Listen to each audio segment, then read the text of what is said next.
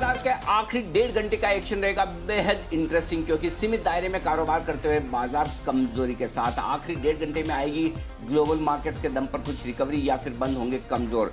क्या करें ट्रेड आप आज के लिए और क्या करें कल की तैयारी, इस पर रहेगा फोकस। फाइनल ट्रेड में आप सबका स्वागत है। नमस्कार, मैं हूं अनिल सिंह जी।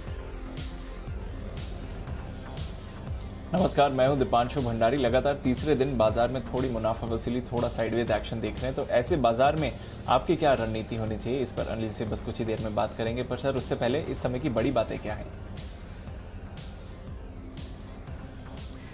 शानदार ट्रेडिंग सेशन और उसके बाद अब तेजी पर लगता हुआ ब्रेक। 10 में से 10 नहीं हो पाया, लेकिन कोई बात नहीं, फिर भी जो तेजी हुई है वो जबरदस्त हुई है। और जो आज कमजोरी है वो एक्सपेक्टेड और सीमित दायरे में ही होती दिख रही है, लेकिन 11,850 के करीब है निफ्टी। 11,800 के अहम आंकड़े को तोड़ा अब तक नहीं है, तो ये है निफ्टी का हाल। बैंक निफ्टी भी अपने अहम सपोर्ट लेवल के आसपास, जो कि 23,200 का है, उसके आसपास ट्रेड कर रहा है। 23,250 के आसपास 1% की कमजोरी।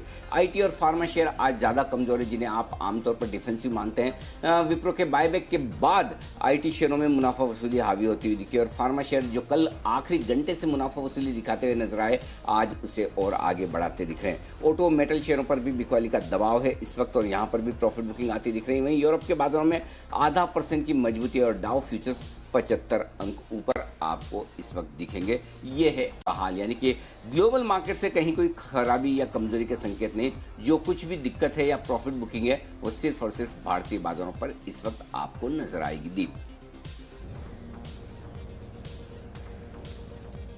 ओके, तो ये है आपके लिए इस समय की बड़ी बातें। सर, वही सवाल है कि ग्लोबल क्यूज तो मजबूत हैं, पर क्या बाजारों ने अभी मूड बनाया हुआ है कि जब तक ये मॉरेटोरियम का फैसला नहीं आता तब तक एक डिसाइसिव मूव नहीं आएंगे? और आज जो आईटी की थोड़ी मुनाफा वसूली हो रही है, जिसके बारे में आज हम सुबह भी बात कर रहे थे, उस पर आपकी क्या राय है? एक्चुअली दीप है ना, मॉरेटोरियम वाला मामला में घिस गया है। इतनी चर्चा हो गई, और किसी बात की है ना जरूरत से ज्यादा चर्चा हो जाए ना बाजार में, तो फिर वो बाजार ना उसमें इंटरेस्ट लेने ही खत्म कर देता है। अब ठीक है, क्या हो जाएगा, आ जाएगा डिसीजन। सरकार ने तो कह दिया 5-6 हज़ार करोड़ रुपए तक का वो भुगतने के लिए तैयार है, इससे ज़्यादा कुछ होगा नहीं। और देखिए, सुप्रीम कोर्ट भी शायद कहीं न कहीं इस बात को समझ रहा है कि एक तरफा डिसीजन दोनों के लिए ठीक नहीं है। अगर आप ये कह दें कि नहीं बिल्कुल ही ब्याज माफ़ी कर दें, तो फिर देश में क्रेडिट कल्चर थोड़ा सा खराब होता हुआ दिख सकता है। दूसरी ओर बैंक्स भी ये कह रहे हैं कि भाई अगर हम ब्याज नहीं लेंगे तो ब्याज देंगे कहाँ से।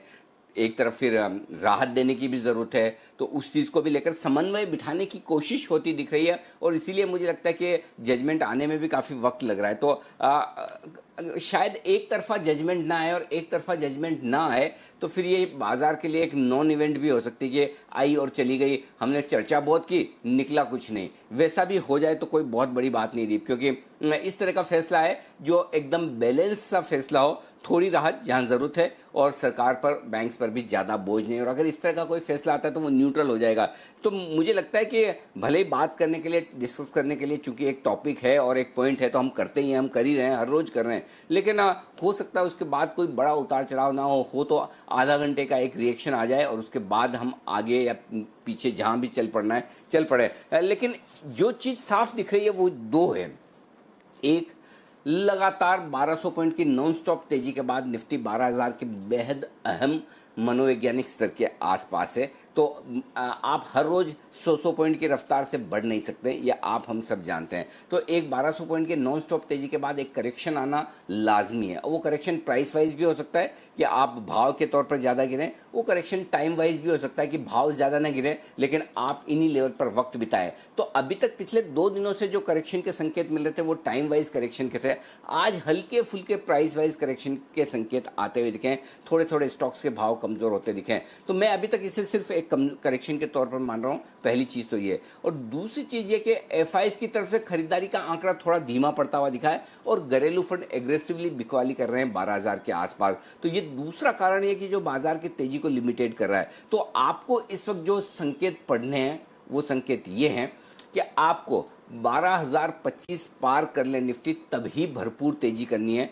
24,200 पार कर ले बैंक निफ्टी तभी भरपूर तेजी करनी है। और जब तक ये 2 लेवल पार न करें तो नीचे के लेवल का इंतजार करें कि किन लेवल्स के आसपास करेक्शन अपना पूरा करता है बाजार, और वहां से हम फिर खरीदारी करने के बारे में सोचेंगे। अभी जो लेवल्स दिख रहे हैं 11,650, 11,750 ये रेंज है जहां निफ्टी मजबूत सपोर्ट लेने की कोशिश करेगा। असली कमजोरी 11,650 के नीचे ही दिखेगी। बैंक निफ्टी पर अभी थोड़ा वक्त है, एक बार देखते हैं कि आगे कहां किस तरह के लेवल्स आते हैं। और बैंक निफ्टी के लेवल्स में इसलिए नहीं दे रहा कि एक बार सुप्रीम कोर्ट के मोरेटोरियम वाले मामले पर फाइनल फैसला आ जाए, उसके बाद देखेंगे। बट अदरवाइज निफ्टी पर लेवल साफ दिख रहे हैं 11,650, 11,700 जब तक आप होल्ड करके बैठे हैं तब तक डरने घबराने की जरूरत नहीं है। और वो लेवल ऐसा होगा जहां पर आपको एंट्री करने का मौका मिलेगा। और कमजोरी की शुरुआत 11,650 के नीचे बंद होने के बाद ही होगी। जब तक आप इसके ऊपर हैं तब तक डरने की जरूरत नहीं। तो कुल मिलाकर हल्का कंसोलिडेशन, हल्के करेक्शन का माहौल है। आप अपनी ट्रेडिंग पोजीशन हल्की रखें और लेवल्स का इंतजार करें एंट्री करने का। आराम से बाजार रोज मौके आपको दे रहा है निचले स्तरों पर एंट्री करने के, तब करें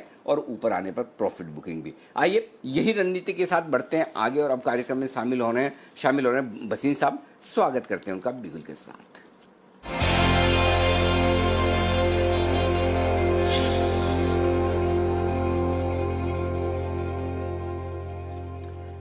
भसीन साहब नमस्कार, स्वागत है सर आपका। बताएं सर पहले तो आपके अपडेट्स और आउटलुक। बिल्कुल अनिल जी, मैं आपको सुन रहा था तो बहुत ही बढ़िया आपने टिप्पणी की कि मार्केट अब कंसोलिडेट करेगी। लेकिन जैसे मैंने आपको कहा, the real market is now in mid caps. Second half of October on the back of results, on the back of macro belongs to mid caps. और ऐसा हो ही नहीं सकता सर कि तेल $30 और बॉन्ड यील्ड इस भाव पे आपको 4.5-5% पे कमर्शियल पेपर मिल रहा है। Mid caps are going to be roaring because bottom lines are going to be up. तो ये टाइम है अच्छी फ्रैंचाइज खरीदने का, जो मैं दावे से कह रहा हूँ, और उनमें आप बने रहिए क्योंकि ये मौका है जहां pharma and IT will see profit booking, जिन्होंने निफ्टी को चलाया है। और बैंक्स का जैसे आपको पता है, हो सकता है एक नॉन इवेंट ही हो जाए और अगले 2 दिन में आप वापस 24,500-25,000 हजार देख लें after the RBI the Supreme Court judgement.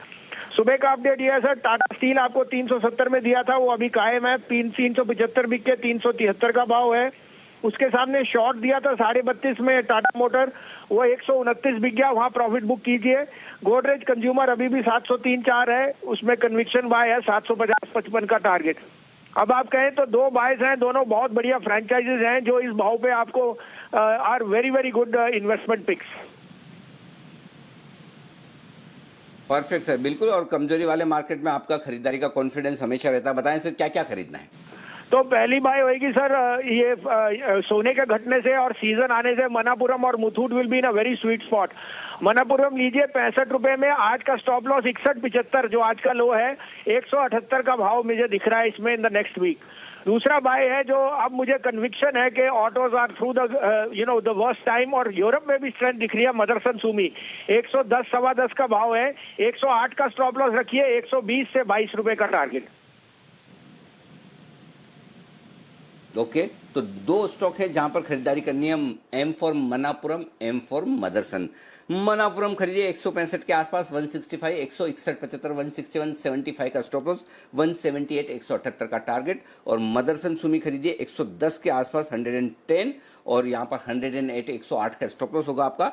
120, 125, 120, 122 ये है 2 टारगेट आपके लिए मदरसन में।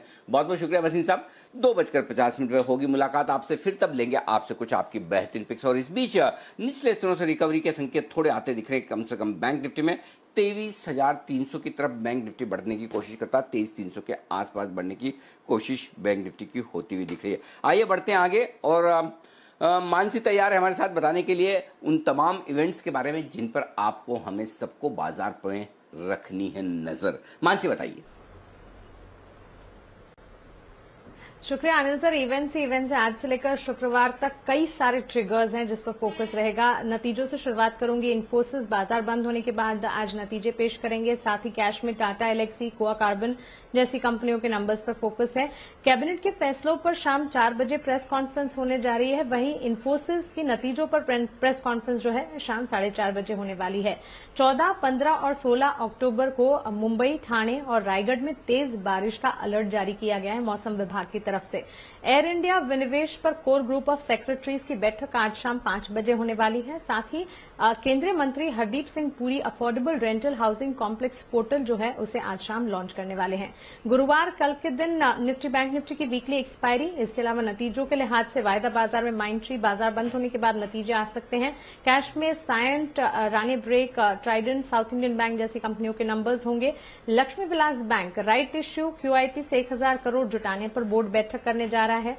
RBI 20,000 करोड़ का OMO लॉन्च करेगा। वहीं लिखिता इंफ्रा की लिस्टिंग कल होने जा रही है। 50% क्षमता के साथ दिल्ली में सिनेमा हॉल्स खोलने को मंजूरी मिल चुकी है और गाइडलाइंस के साथ उत्तर प्रदेश में भी सिनेमा हॉल मल्टीप्लेक्स कल से खुलने जा रहे हैं। त्योहारों के लिए अतिरिक्त स्पेशल ट्रेनें जो हैं उसकी शुरुआत भी हो रही है कल से, और साथ ही मुंबई के वेस्टर्न रेलवे रूट पर लोकल ट्रेनों की जो संख्या है उसे भी कल से बढ़ाया जा रहा है। एंटरटेनमेंट पार्क शुरू करने को भी सरकार की अनुमति मिली है और कल और परसों 15 और 16 अक्टूबर को EU UK के बीच ब्रेक्सिट ट्रेड डील पर चर्चा होने वाली है। शुक्रवार के दिन नतीजे HCL टेक के आने वाले। निफ्टी स्पेस में वायदा बाजार में फेडरल बैंक के नंबर्स पर फोकस रहेगा। इस दिन त्रिवेणी इंजीनियरिंग का बायबैक बंद होने जा रहा है। सोम डिस्टिलरीज के 1:2 के रेशियो में शेयर विभाजन की रिकॉर्ड डेट है ये। SRF QIP के इश्यू प्राइस पर एक फैसला लेने जा रहा है, बोर्ड बैठक होगी। वहीं सॉवरेन गोल्ड बॉन्ड स्कीम जो है 7वां चरण 16 अक्टूबर यानी शुक्रवार के दिन खत्म हो जाएगा। ओके, तो ये है वो तमाम इवेंट्स जिन पर नजर रखी। लेकिन एक सबसे इंटरेस्टिंग इवेंट जो मुझे दिख रही है मानसे, आमतौर पर आपकी लिस्ट में होती नहीं, आज आ गई। फिर से बारिश होने की संभावना है। कब हो रही है?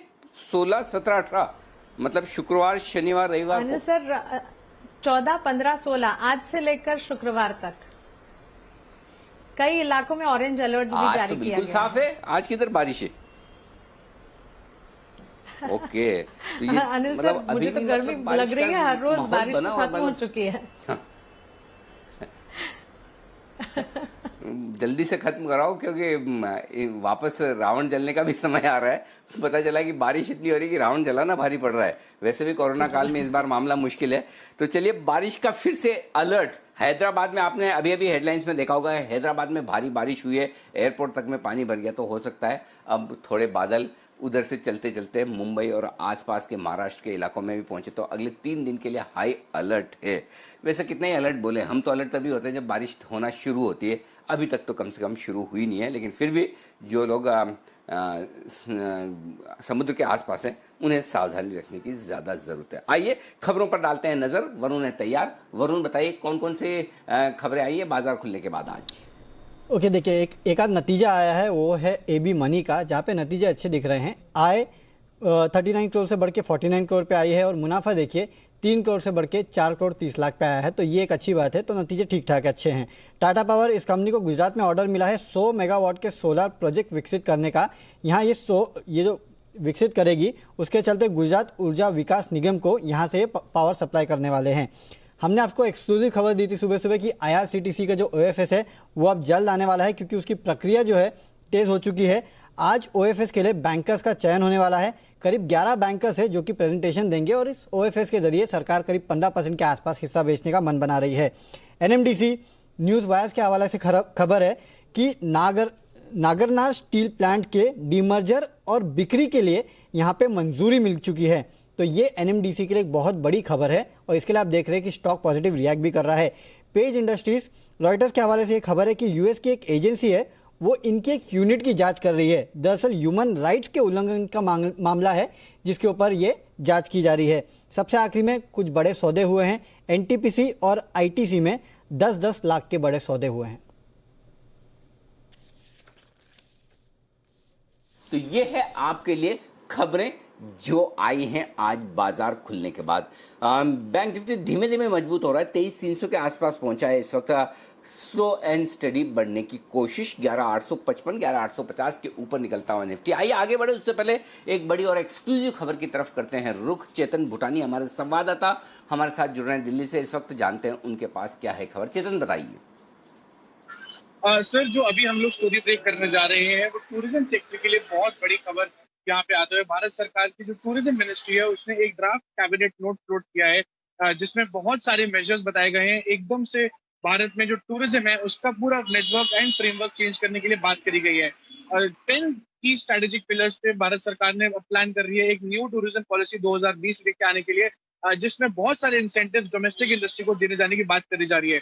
उसमें से 3 से 4 जो मेरे सोर्सेज ने मुझे बताया वो है कि हॉस्पिटैलिटी प्रोजेक्ट्स को इंफ्रास्ट्रक्चर स्टेटस देने की बात चल रही है, रैशनलाइजेशन ऑफ टैक्सेस करने की बात चल रही है, इंडस्ट्री स्टेटस को भी देने की बातचीत चल रही है, जो हॉस्पिटैलिटी सेक्टर को जो रिस्पेक्टिव स्टेट्स में आता है, जो रिस्पेक्टिव यूनियन टेरिटरीज में आता है, उसको हॉस्पिटैलिटी को इंडस्ट्रियल स्टेटस देने की बात है, जो हॉस्पिटैलिटी प्रोजेक्ट पूरे इंडिया में है उसको इंफ्रास्ट्रक्चर स्टेटस देने की बात है। जो भी तीसरा जो इंसेंटिव मेरे सोर्सेज मुझे बता रहे हैं कि जो भी फॉरेन टूरिस्ट हिंदुस्तान आएगा वो कोई भी खर्चा करेगा या जीएसटी पे करेगा, तो जब वो इंडिया में एग्जिट करेगा उसको जीएसटी का रिबेट मिलने की भी बातचीत आगे चल रही है। जो भी एडवेंचर इक्विपमेंट्स, एडवेंचर से टूरिज्म से रिलेटेड कोई भी इक्विपमेंट जो एडवेंचर पार्क्स में यूज होते हैं उसमें भी रिडक्शन या एग्जेम्पशन ऑफ इंपोर्ट ड्यूटी की भी बात चल रही है, और input tax credit on tourism components जो कॉर्पोरेट इंटरमीडियरी के लिए यूज होता है उसमें भी बहुत भारी चेंजेस करने की बात चलती है। दूसरी जो बहुत बड़ी खबर मेरे सोशल मीडिया बता रहे हैं वो लास्ट माइल कनेक्टिविटी देने की बात चल रही है। जैसे अगर किसी को किसी पहाड़ पे घूमना है या किसी भी बड़े स्थल के पास जाना है तो वो हेलीकॉप्टर का यूज कर सकता है, चार्टर सी प्लेन्स का यूज कर सकता है, चार्टर एरोप्लेन्स का यूज कर सकता है। तो डेफिनेटली जो हिंदुस्तान में डोमेस्टिक कंपनीज हैं जो ये चार्टर सर्विसेज में है वो बहुत फायदेमंद में रहेंगी। ओके तो ये है आपके लिए कुछ बड़ी खबरें, और देखिए इसका डायरेक्ट इम्पैक्ट भी आप आते हुए देख रहे हैं, स्पेशली जो टूरिज्म हॉस्पिटैलिटी से रिलेटेड स्टॉक्स हैं। इंडियन होटल्स पर देखिए एक बड़ा उछाल, बाकी जो होटल हॉस्पिटैलिटी स्टॉक्स हैं वहाँ पर भी एक मूवमेंट आते हुए इसका दिख रहा है। तो एक डायरेक्ट इम्पैक्ट चेतन की एक्सक्लूसिव खबर का आप आते हुए देख रहे हैं। एक चेक भी ले लेते हैं जिस तरह से इंडियन होटल्स में एक उछाल आया है। बंसल जी जरा इसके चार्ट देखिए, इंडियन होटल्स 96 के लेवल्स पर, अच्छी खबर आ रही है इस स्पेस के लिए। किस तरह से चार्ट स्ट्रक्चर देखना चाहिए? देखिए दीपांशु, पहले तो एक डिस्क्लोजर है कि मैंने और कुणाल जी ने इस स्टॉक को काफी बार निचले स्तरों पे रिकमेंड करा है, और ये स्टॉक को हमने पहली बार रिकमेंड किया था 87-88 के अराउंड रिकमेंड किया था। उसके बाद एक रैली बनी है और अब स्टॉक में एक बेस बिल्डिंग हो रही है एक रैली के बाद। नीचे में 92-93 एक अच्छा बेस है, और दीपांशु जिन स्तरों पे चल रहा है मेरा ऐसा मानना है थोड़ा सा वेट करना चाहिए, आज की क्लोजिंग का वेट करना चाहिए। अगर आज की क्लोजिंग आज के डेज हाइस के आसपास होती है तब यहां पर खरीदारी की राय होगी। 93 रुपीज का एक स्टॉप लॉस लगाना है, और ऊपर में जो पहला टारगेट बैठता है वो 102 का बैठता है। ओके तो अच्छी खबर आ रही है स्पेस के लिए, इम्पैक्ट अच्छा है, इंडियन होटल्स पर नज़र रखिए और यहाँ पर आप बढ़िया मूवमेंट के लिए भी तैयार हो जाइए। ये है आपके लिए इस समय की बड़ी खबर। शुक्रिया चेतन ये सारी डिटेल्स हमारे साथ शेयर करने के लिए। आइए देखते हैं मार्केट में और कहाँ पर एक्शन हो रहा है इस समय। बैंक्स में एक अच्छी रिकवरी ज़रूर आई है, तो वहाँ पर एक्शन भरपूर है आज सुबह से, और कई सारे जो फाइनेंशियल स्टॉक्स हैं अब वहाँ पर निचले स्तरों से रिकवरी आ रही है। वागले किरण जी भी हैं हमारे साथ। किरण जी, बजाज फिनसर्व सुबह भी इस पर थोड़ा एक्शन देख रहे थे, उसके बाद फ्रेश मूव भी आया, 6000 के ऊपर है, क्या राय है सर इस पर? दीप बहुत ही इंपॉर्टेंट रेजिस्टेंस पे ट्रेड कर रहा है और अंडर करंट अच्छा खासा देखने को मिल रहा है। मुझे लगता है कि फर्स्ट हाफ में जो पुल बैक रैली आई वो शायद शॉर्ट कवरिंग की वजह से होगी, और अभी के लिए फ्रेश डिमांड की राह देख रहे हैं। पर अगर ये रेजिस्टेंस निकल जाता है तो और एक 80-100 पॉइंट की रैली आपको देखने को मिलेगी, जो कि एक इम्पोर्टेंट बैरियर है। तो ये लेवल्स देख के चलना चाहिए, पर अगर ये ब्रेकआउट आता है तो मैं आपको हाथ ऊपर कर ही लूंगा। चलिए इंतजार रहेगा किरण जी की तरफ से एक ब्रेकआउट का, पर एक स्टॉक वागले साहब ने ऑलरेडी आइडेंटिफाई कर लिया है, बिगुल वागले साहब के लिए, वागले का वंडर।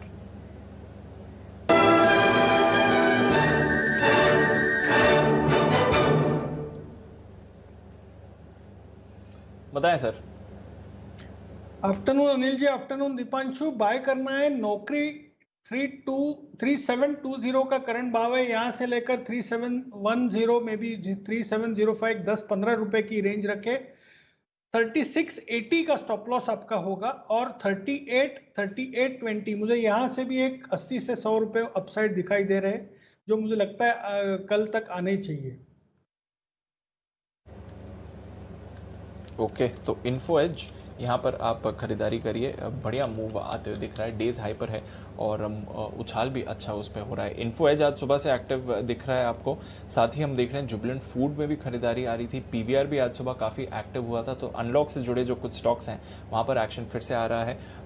टूरिज्म सेक्टर के लिए अच्छी खबरें हैं और कल कुछ और रिलैक्सेशंस भी होने वाली हैं इम्प्लीमेंट, जहाँ तक मूवी सिनेमाज एंटरटेनमेंट पार्क्स खोलने का सवाल है। तो काफ़ी सारे जो ट्रिगर्स हैं एक साथ आपको आते हुए दिख रहे हैं, जिसकी वजह से ये पूरा स्पेस फोकस में है इस समय। एविएशन डेटा भी आ रहा है सितंबर महीने का। हालांकि डेटा उतना स्ट्रांग नहीं होगा अगर आप वाई बेसिस पर देखें, बट मंथ ऑन मंथ कुछ कंपैरिजन मैट्रिक्स फिर भी आपको अच्छे ही आते हुए दिख रहे हैं। इंडिगो का मार्केट शेयर भी अगर आप देखें तो वहाँ पर भी बढ़त हुई है ऑन ऑन मंथ बेसिस। हालांकि स्टॉक इस समय 2% नीचे ही आपको ट्रेड करते हुए दिख रहा है, बट नज़र रखिए इस काउंटर पर भी, यहाँ पर भी एक्शन आपको दिखेगा। बंसल जी, इंडिगो के चार्ट पर कोई व्यू? वैसे तो बाकी अनलॉक रिलेटेड सेक्टर्स अच्छा कर रहे हैं, पर इंडिगो पर कोई राय इस समय?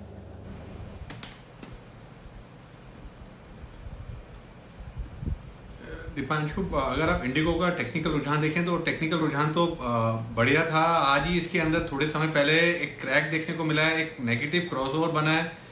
तो दीपांशु, थोड़ा सा वेट एंड वॉच करना चाहिए। जो लोग लेके फंसे हुए हैं उनको 1319 का 1319 का एक स्टॉप लॉस लगाना चाहिए। अगर 1319 के लेवल अगर टूटते हैं तब यहाँ पर दिक्कत देखने को मिलेगी। 1319 एक अहम सपोर्ट है इंडिगो के लिए।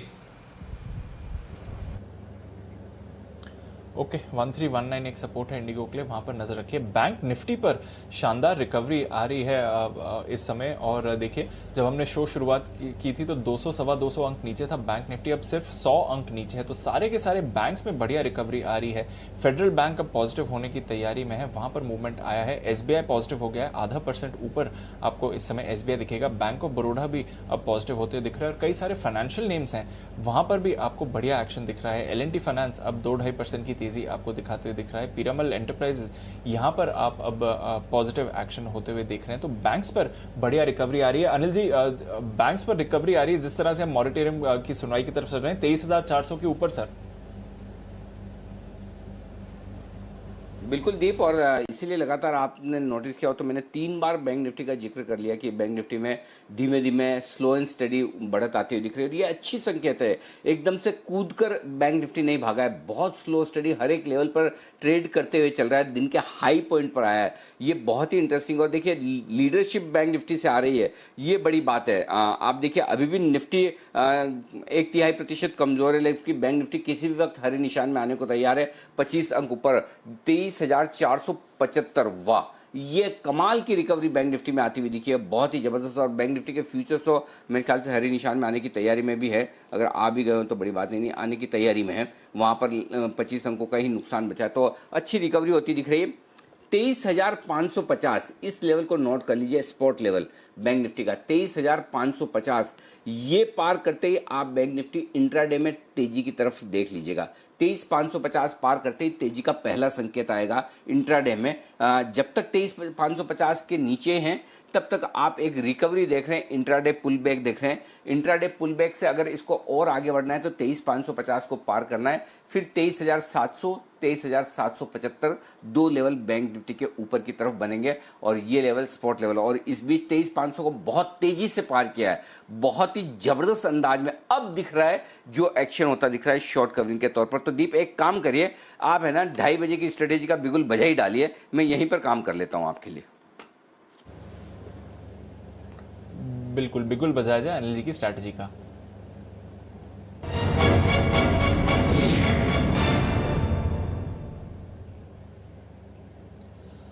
अनिल जी, ग्लोबल क्यूज भी सपोर्टिव है सर। डाउ फ्यूचर्स 125 अंक ऊपर है तो वहां पर तेजी है। नैस्डैक फ्यूचर्स 0.5% ऊपर है। यूरोप सुस्त शुरुआत के बाद यहां पर भी 0.5% से ज्यादा का उछाल है।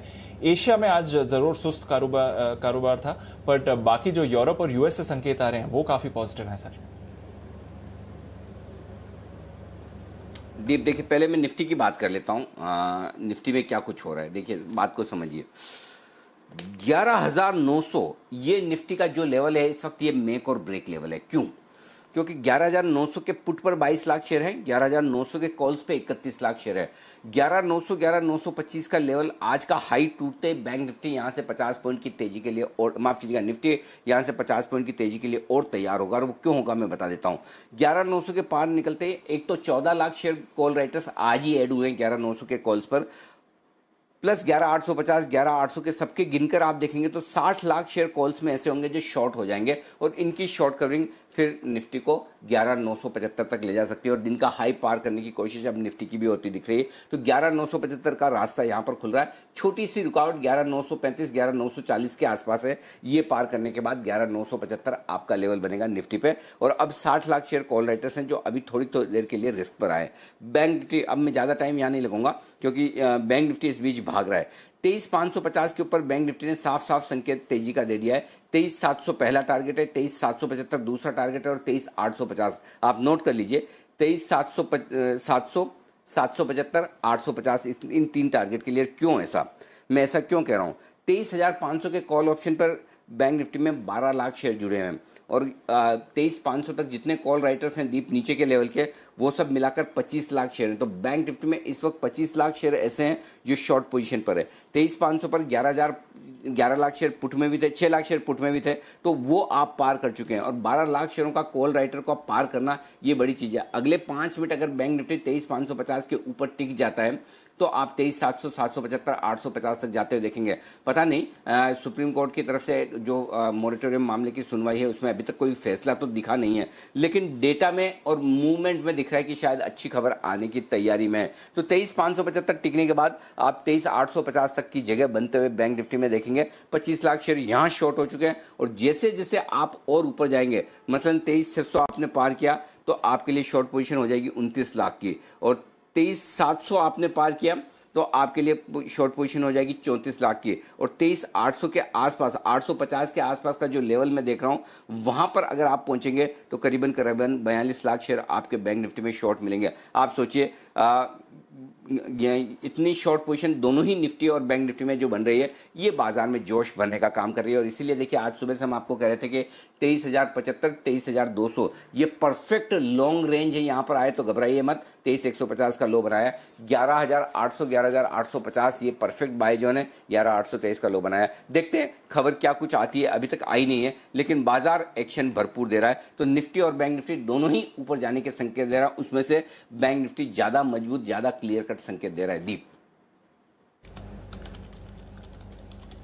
बिल्कुल, निफ्टी बैंक निफ्टी दोनों ही ऊपर जाने के संकेत दे रहे हैं, और यहाँ पर तो आप देख भी रहे हैं कि बढ़िया एक्शन आ रहा है। बैंक निफ्टी देखिए हमारे देखते देखते 250 अंकों से ज़्यादा की वहाँ पर रिकवरी हो गई है। सेंसेक्स पूरी तरह से रिकवर हो गया है, 300 पॉइंट्स से ज़्यादा संभला है सेंसेक्स भी यहाँ पर, और बाकी भी बाजार में हम बढ़िया एक्शन आते हुए देख रहे हैं। तो बैंक्स पर ही फोकस अब बन रहा है, फ्रंट एंड सेंटर जिस तरह से आप खरीदारी आ रही है। बैंक्स फाइनेंशियल्स दोनों पर ही आप इस समय एक्शन और बढ़ते हुए देख रहे हैं। आईसीआईसीआई बैंक यहाँ पर तेजी आई है, एक्सिस बैंक यहाँ पर भी 1% का मूवमेंट है। किरण जी, एक्सिस बैंक 1% ऊपर रिकवरी आ रही है, क्या करना चाहिए? देखिए, एक्सिस बैंक ने एक बहुत अच्छा सपोर्ट लिया, जहां पे ब्रेकआउट आया उसी का रीटेस्टिंग हुआ है। जिस तरीके से ये यूटर्न लिया है, बहुत अच्छा संकेत है। ये पोजिशनली बाय रहेगा, इंट्राडे के लिए नहीं। मेरा मानना है कि 456 का मेरा स्टॉप लॉस रहेगा, और टारगेट्स के लिए 480 के आसपास के लेवल्स देखने को मिल जाने चाहिए 2 से 3 दिन में। 2 से 3 दिनों के लिए एक्सिस बैंक में ये है आपके लिए राय। आइए इस बीच थोड़ी देर में सेठी साहब कार्यक्रम में होने वाले हैं शामिल, जो देंगे आपको अपनी बेहतरीन शॉर्ट टर्म पिक्स। लेकिन उससे पहले एक बड़ी और एक्सक्लूसिव खबर के लिए चलते हैं हमारे एग्जीक्यूटिव एडिटर स्वाति खंडेलवाल के पास। स्वाति, बताइए क्या है खबर? जी बिल्कुल, रेलवे से जुड़ी खबर है, और ये एक अच्छी खबर आ रही है। जिस तरीके से काम चल रहा है रेलवेज में, और सरकार पूरे एक्शन में है, बहुत सारा काम पीएसयू रेलवे कंपनीज जो हैं उनके लिए आता हुआ नजर आ रहा है। मुझे सूत्र बता रहे हैं कि एक्सप्रेशन ऑफ इंटरेस्ट बुलाए गए हैं कुछ और प्रोजेक्ट्स कंप्लीट करने के लिए, और ये दो तीन जो इम्पोर्टेंट बड़े प्रोजेक्ट्स हैं, ये कर्नाटका और झारखंड, ये 2 स्टेट्स में करीब करीब 3,800 करोड़ 3722.88, मैंने एग्जैक्ट फिगर बोला, बट 3,800 करोड़ के करीब की ये प्रोजेक्ट साइज है जिस पर एक्सप्रेशन ऑफ इंटरेस्ट बुलाया जा रहा है। और ये प्रोजेक्ट्स कंप्लीशन के लिए पीएसयूज जो है रेलवेज की, उनको ये काम दिया जाएगा। तो ये एक अच्छी खबर है इन पीएसयूज के पास ऑर्डर बढ़ते हुए दिख रहे हैं और इसकी जो बिड्स हैं वो नवंबर फर्स्ट वीक में आने की बात हो रही है। अवार्ड किया जाएगा और इनको ये काम मिल जाएगा। कौन सी कंपनीज हैं? राइट्स, जी हाँ, इरकॉन, आरवीएनएल, ये 3 बड़ी कंपनीज हैं जिनको मेजॉरिटी ऑफ ये बिजनेस मिलेगा। तो आप देखिए इन तीनों ही कंपनीज को इस बड़े एक्सप्रेशन ऑफ इंटरेस्ट और बड़े प्रोजेक्ट 4000 करोड़ रुपीस तक के प्रोजेक्ट्स पर यहाँ काम मिलने जा रहा है। तो ये ऑर्डर्स वो बैक करेंगे और इनके लिए ये अच्छी खबर आती है। ओके, तो ये है आपके लिए रेलवे से जुड़े बड़े प्रोजेक्ट नवंबर के अंत तक मिलने की उम्मीद। ये स्वाति की बड़ी और एक्सक्लूसिव खबर आपकी स्क्रीन पर आती हुई दिख रही। तो नए रेल प्रोजेक्ट्स को का अनाउंसमेंट किया जाएगा। इस बीच बाजार बेहद तेजी से आगे बढ़ते हुए दिख रहे हैं। दिन के हाईएस्ट पॉइंट पर बैंक निफ्टी 23,650 का हाई बनाया है, 23,625 के आसपास ट्रेड करता हुआ। निफ्टी में वो गर्मी नहीं है जो बैंक निफ्टी में ऐसा लग रहा है कि शायद सुप्रीम कोर्ट से फिर अच्छी खबर आने की तैयारी बैंकों के लिए होती दिख रही। कम से कम प्राइस एक्शन तो आपको यही बता रहा है इस वक्त। तो आइए बैंकिंग शेयरों पर फोकस हम और आगे बढ़ाएंगे। थोड़ी देर में सेठी साहब भी हमारे साथ कार्यक्रम में शामिल होंगे, उनसे लेंगे कुछ उनकी बेहतरीन पिक्स भी। लेकिन इस बीच कुणाल जी और राकेश जी तैयार हैं अपने एल्गो ट्रेड के साथ, तो उनके लिए बिगुल।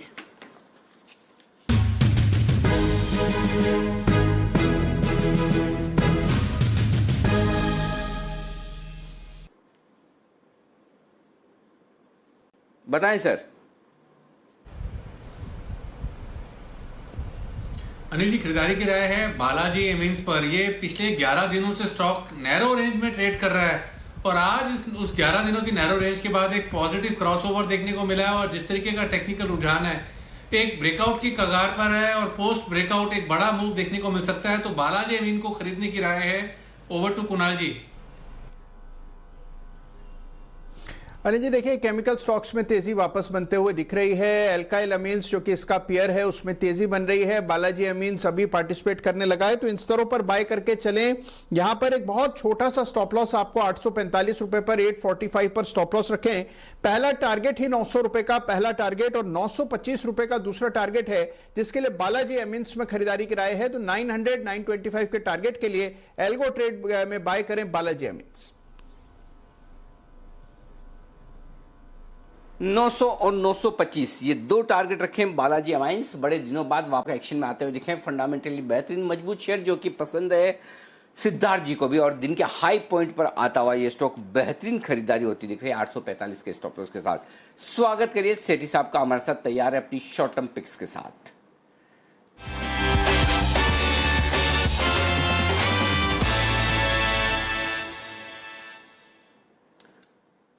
और इस बीच जिस ब्रेकआउट और जिस लेवल की हम बात कर रहे थे बैंक निफ्टी में, आपके सामने पहला टारगेट हिट करता हुआ 23,700। जी हाँ, 23,701 ये स्पॉट लेवल हाई आज का बैंक निफ्टी का। 23,700 का पहला लेवल टच, 23,775, 23,850 दो अगले टारगेट के लिए करें इंतजार। तो पहला लेवल टच होता हुआ दिख रहा है। जिन लोगों की तेजी की पोजीशन है, अब उन लोगों को स्टॉप लॉस 23,550 या 23,500 पर ले आना चाहिए। एकदम सही वक्त पर आपको बैंक निफ्टी का मूवमेंट पता चला और सही वक्त पर, इसलिए हमने 2:30 बजे की स्ट्रेटेजी को प्रीपोन किया। लेकिन 2:30 बजे सेठी साहब की पिक्स एकदम सही वक्त पर, और सेठी साहब जुड़ चुके हैं हमारे साथ। स्वागत है सर आपका, बढ़ाएं आज का आपका pick. Good afternoon Anil ji. 2 pick है, एक कैश मार्केट का और एक फंडों का। पहले कैश मार्केट का स्टॉक की बात करना चाहूंगा। ये स्टॉक को मैंने कुछ दिन पहले अभी रेकमेंड करा था। स्टॉक का नाम है इंडियन एनर्जी एक्सचेंज, IEX। मैंने कुछ दिन पहले 188-89 के लेवल पर रिकमेंड करा था। उस दिन मेरे टारगेट थे 210 रुपए के, और ये स्टॉक उसके बाद ग्रेजुअली 210 नहीं 215-16 तक के लेवल्स गया था, और वहां से अब ये बाजार की गिरावट के साथ गिरावट करके अब 193 के लेवल पे वापस आया है। मुझे लगता है एक परफेक्ट अपॉर्चुनिटी है इस स्टॉक को करंट लेवल्स पे वापस खरीदारी करने का। ये भारत की लार्जेस्ट इलेक्ट्रिसिटी ट्रेडिंग प्लेटफॉर्म है, एक इलेक्ट्रिसिटी ट्रेडिंग का एक्सचेंज है जिसका 97% मार्केट शेयर है। फंडामेंटल्स बहुत ही अच्छे हैं। ऑपरेटिंग प्रॉफिट मार्जिन 89% का, रिटर्न ऑन इक्विटी 45%, एक जीरो डेट कंपनी है।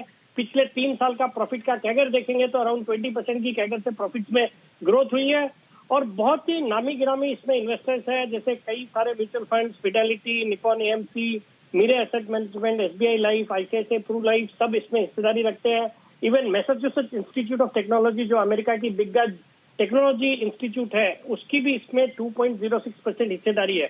और हाल ही में जो एक बड़े इन्वेस्टर है दालमिया भारत ग्रुप, उसने भी, उन्होंने जिनकी ऑलरेडी 10% हिस्सेदारी है, उन्होंने भी इसमें अपनी हिस्सेदारी और बढ़ाई है। ऑल इन ऑल एक बहुत ही अच्छा बिजनेस है, एक मोनोपोली टाइप का बिजनेस है। मुझे लगता है इस स्टॉक में शॉर्ट टर्म के लिए तो बिल्कुल खरीदारी करें, और मुझे लगता है वहाँ से 210 के लेवल जल्दी आ जाएंगे। बाकी लॉन्ग टर्म के लिए भी इस स्टॉक को रखना चाहिए। और ये जो एनएससी का जब आईपीओ आएगा तो it would be a pretty positive trigger for all listed exchange stocks like BSE, MCX और आईएक्स। तो इसलिए आज से इस स्टॉक में खरीदारी करने की सलाह। ओके, तो ये है वो स्टॉक जहां पर खरीदारी करें, IEX इंडियन एनर्जी एक्सचेंज। और 210 का ही टारगेट रखना है, 220 का सेठी साहब? अनिल जी 210 का टारगेट, यहाँ से ऑलमोस्ट 7-8% की रिटर्न हो जाएंगे, तो जल्दी ही मुझे लगता है 210 तक के लेवल्स वापस आने चाहिए इसमें। अरे बिल्कुल, जल्दी जल्दी, आपके मुंह में घी शक्कर। और जल्दी से 210 के टारगेट के लिए इंडियन एनर्जी एक्सचेंज में आप करें खरीदारी। आपने कहा एक और स्टॉक है, एक कैश मार्केट का और दूसरा है फ्यूचर्स का, राइट सर? बताइए Yes. फ्यूचर्स का स्टॉक कौन सा है आपका? अनिल जी, फ्यूचर स्पेस का जो स्टॉक है आज मेरे रडार पे आ रहा है, वो एक लाइफ इंश्योरेंस कंपनी है। स्टॉक का नाम है आईसीआईसीआई प्रूडेंशियल लाइफ इंश्योरेंस, जो कि अभी 423 के लेवल पे ट्रेड करता है। आज पूरे बाजार में अगर देखें तो जो तीनों लाइफ इंश्योरेंस वाले कंपनीज है, HDFC life, ICICI Pru Life और SBI लाइफ, तीनों काफी अच्छा कर रहे हैं। मुझे लगता है ये सेक्टर बिल्कुल तेजी के लिए तैयार है। और विद इन द स्पेस मुझे लगता है आईसीआईसीआई प्रू लाइफ, जो कि अभी हाल ही में अच्छा खासा करेक्ट हुआ है और इन लेवल्स पे है, यहाँ पे खरीदारी करने की सलाह है। मेरा इसमें बहुत ही शॉर्ट टर्म में, मतलब हो सकता है कल परसों, मतलब फ्राइडे तक ही 435 तक का टारगेट है। स्टॉप लॉस रहेगा 415 रुपए का।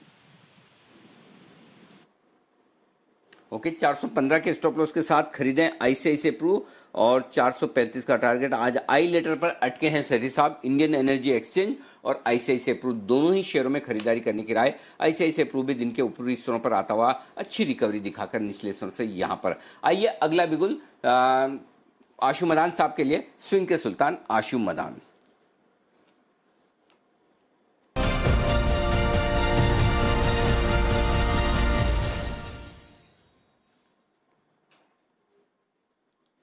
आशु जी, मैं आपके पास हूँ, उससे पहले एक खबर बताना जरूरी है। और अगर इस खबर के दम पर थोड़ी सी तेजी हुई है बैंक निफ्टी में, तो उन्हें थोड़ा सावधान होना चाहिए, क्योंकि अभी तक बैंक निफ्टी, अगर ये आप सोचें कि सुप्रीम कोर्ट से कोई अच्छी खबर आने की तैयारी है, तो अभी तक मामले की सुनवाई शुरू नहीं हुई है। और आज के दिन के लिए इस मामले को सबसे अंत के लिए लिस्ट किया गया है, तो आज सबसे अंत में इसकी सुनवाई होगी।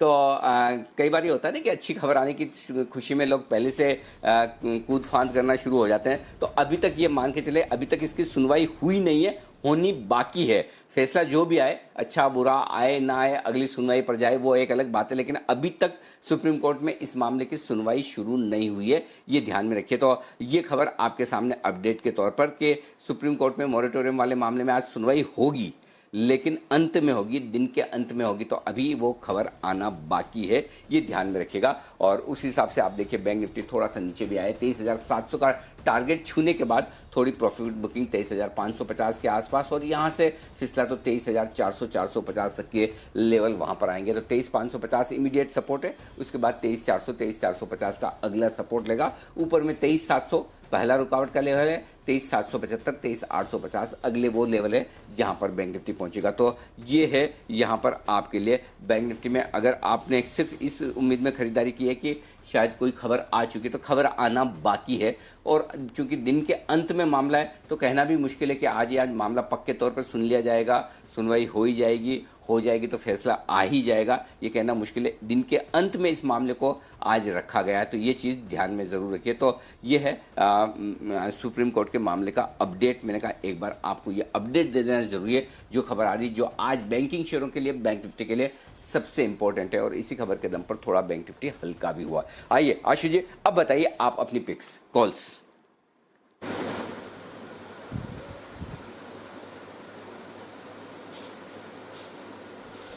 अनिल जी देखिए, जो मार्केट जो हमने ब्रॉड रेंज बोली है 11,800 से नीचे भी नहीं लगती है। इंडेक्स हमला रहेगा, क्योंकि अनिल जी इंडेक्स में शॉर्ट है। और बाकी अनिल जी स्टॉक्स जितने जिस तरह से बताए, आप देख ही रहे हैं कि ऊपर जाने वाले, नीचे जाने वाले, मैं उसके बारे में डिस्कस करूंगा। लेकिन अभी दो कॉल्स हैं अनिल जी। एक तो कल की एक्सपायरी के लिए हमारा मानना है कि 11,900 से 12,000 के बीच में एक्सपायरी हो सकती है, थोड़ा नीचे भी जा सकती है, लेकिन इससे 12,000 से ऊपर की बिल्कुल नहीं लगती है। तो 11,900 की एक कॉल ले ले अनिल जी, और 12,000 की दो कॉल भेज दें कल की एक्सपायरी के लिए। अगर सुप्रीम कोर्ट का बेनिफिशियल थोड़ा फेवरेबल आता है, तो ये मुझे लगता है कि 950 की तरफ भी जा सकता है, तो इसमें एक अच्छा प्रॉफिट हो जाएगा। और कॉस्ट 15 से 20 रुपए की आने जी स्प्रेड पे। अभी वॉलिटिलिटी आई है तो मैं आपको एग्जैक्ट प्राइस बता देता हूँ। जो 11,900 की कॉल है उसका रेट है अनिल जी 66 रुपये 67 रुपये, और 12,000 का रेट है 24 रुपये। तो आपकी जो कॉस्ट बनती है अनिल जी 18 से 19 रुपये में बनती है। 11,900 की एक कॉल लेनी है और 12,000 की 2 कॉल बेचनी है। तो अनिल जी एक तो ये स्प्रेड है जो कि मुझे लगता है कल की एक्सपायरी में बना के रखना चाहिए। ग्लोबल मार्केट्स में अनिल जी एक आध दो दिन की करेक्शन के बाद थोड़ा सा बाउंस बैक कर सकती हैं। प्लस बहुत लिमिटेड रिस्क है अनिल जी 17-18 रुपए का। एंड इंडेक्स में अनिल जी अभी भी मैं कह रहा हूँ कि गुस्सा इंडेक्स पे नहीं निकालिए, स्टॉक पे निकालिए, क्योंकि आपकी फ्रस्ट्रेशन लोगों की है कि उनके पास गलत स्टॉक प्लस हो जाते हैं, उसको हेज करने के लिए वो इंडेक्स बेचते हैं, which is not a right strategy. और एक अनिल जी स्टॉक में भी कॉल अगर आप कहें तो मैं वो भी दे देता हूँ। आशीष जी, हाँ आशीष जी, आप स्टॉक्स पे गुस्सा निकालें उससे पहले मुझे बताओ कि चलो आपकी बात मान ली कि इंडेक्स पे गुस्सा न निकालें, लेकिन स्टॉक्स पे भी गुस्सा निकालना जरूरी क्या? प्यार भी तो कर सकते हैं, काम प्यार से हो जाए, गुस्सा क्यों निकालना है सर?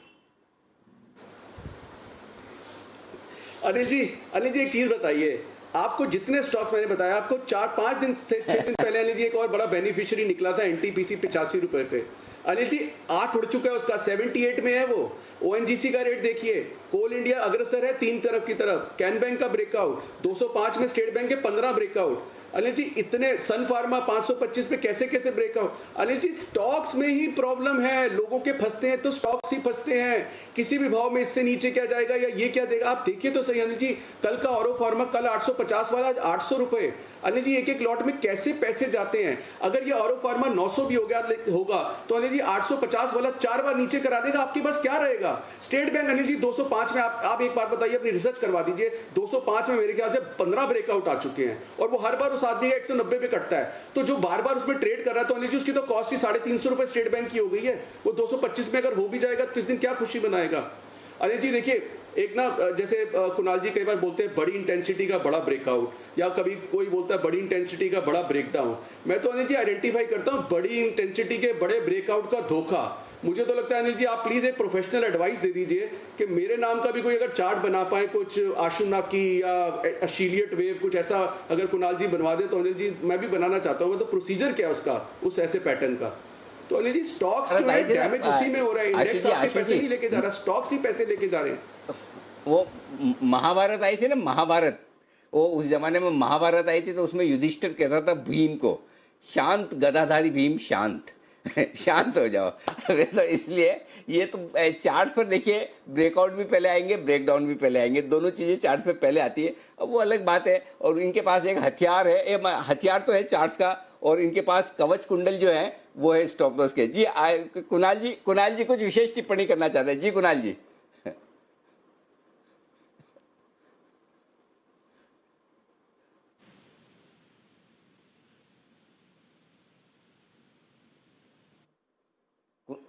कुणाल जी शायद सुन नहीं पा रहे हैं। जी बंसल जी बोलिए। देखिए अनिल जी, मैं बिल्कुल डिसएग्री करता हूं आशु जी की बात से, जो ये पीएसयू बैंकों की बात कर रहे हैं। अनिल जी देखिए, मैंने और कुणाल जी ने स्टेट बैंक में कॉल दिया था, 194-195 के अराउंड दिया था, और अनिल जी 2 घंटे के अंदर 205 रुपए का भाव लगा, तो 10 रुपए का मूव। अनिल जी हमने बाकी बैंकों पे नहीं दिया, बट बाकी पैनलिस्ट ने बैंक ऑफ बड़ौदा पे कॉल दिया था, किसी ने कैनरा बैंक पे दिया था, और सबके अनिल जी टारगेट जो थे अगले दिन मॉर्निंग में अचीव हुए थे, और अच्छे से स्टेट बैंक में 10 रुपए का मुनाफा हुआ था, 200 रुपए का शेयर है। तो अनिल जी आशु जी से पूछना चाहता हूं कि उन्होंने 10 रुपए का मुनाफा कब व्यूअर्स को दिया 200 रुपए के शेयर में, मतलब कि कैलकुलेट कर लें तो अनिल जी बड़ी अच्छी अपॉर्चुनिटी थी। तो जो बड़े ब्रेकआउट हुए थे उनके टारगेट्स अचीव हुए हैं, सभी के टारगेट्स अचीव हुए हैं। बैंक ऑफ बड़ौदा था, वो भी 5% गैप ऑफ ओपनिंग मिली थी, और ना सिर्फ गैप ऑफ ओपनिंग मिली थी, सफिशिएंट टाइम मिला था, मतलब कि सुबह आधा घंटा मिला था बेचने के लिए। ये नहीं है कि ओपनिंग में किस एंड गो था। तो आई टोटली डिफर। ठीक बात है। देखिए अब सबके अपने अपने तरीके हैं एनालिसिस करने के, अपनी अपनी स्किल्स है। कोई शॉर्ट टर्म कर सकता है, कोई लॉन्ग टर्म कर सकता है, कोई टेक्निकल कर सकता है, कोई फंडामेंटल कर सकता है, कोई एफएनओ कर सकता है। सब अपनी अपनी स्किल से जो बढ़िया कर सके करना चाहिए। मेरा तो पॉइंट सिंपल है। जिस तरह से आप लोग चार्ट्स देख सकते हैं, मैं तो नहीं देख सकता, मेरे बस की बात ही, मुझे चार्ट मेरे लिए काला अक्षर भैंस बराबर है। तो जिसकी जो चीज़ में महारत है उस हिसाब से दर्शकों को फायदा हो, ये ज़्यादा बढ़िया। आइए दर्शकों को फायदा पहुँचाने के लिए तैयार है सुमित बगड़िया साहब, जो आजकल दोनों तरफ के स्विंग ट्रेड बराबर तेजी और मंदी के जबरदस्त पकड़ते हैं और एकदम सही वक्त पर भी। सुमित जी के लिए बिगुल एक्सपायरी का ऑप्शन।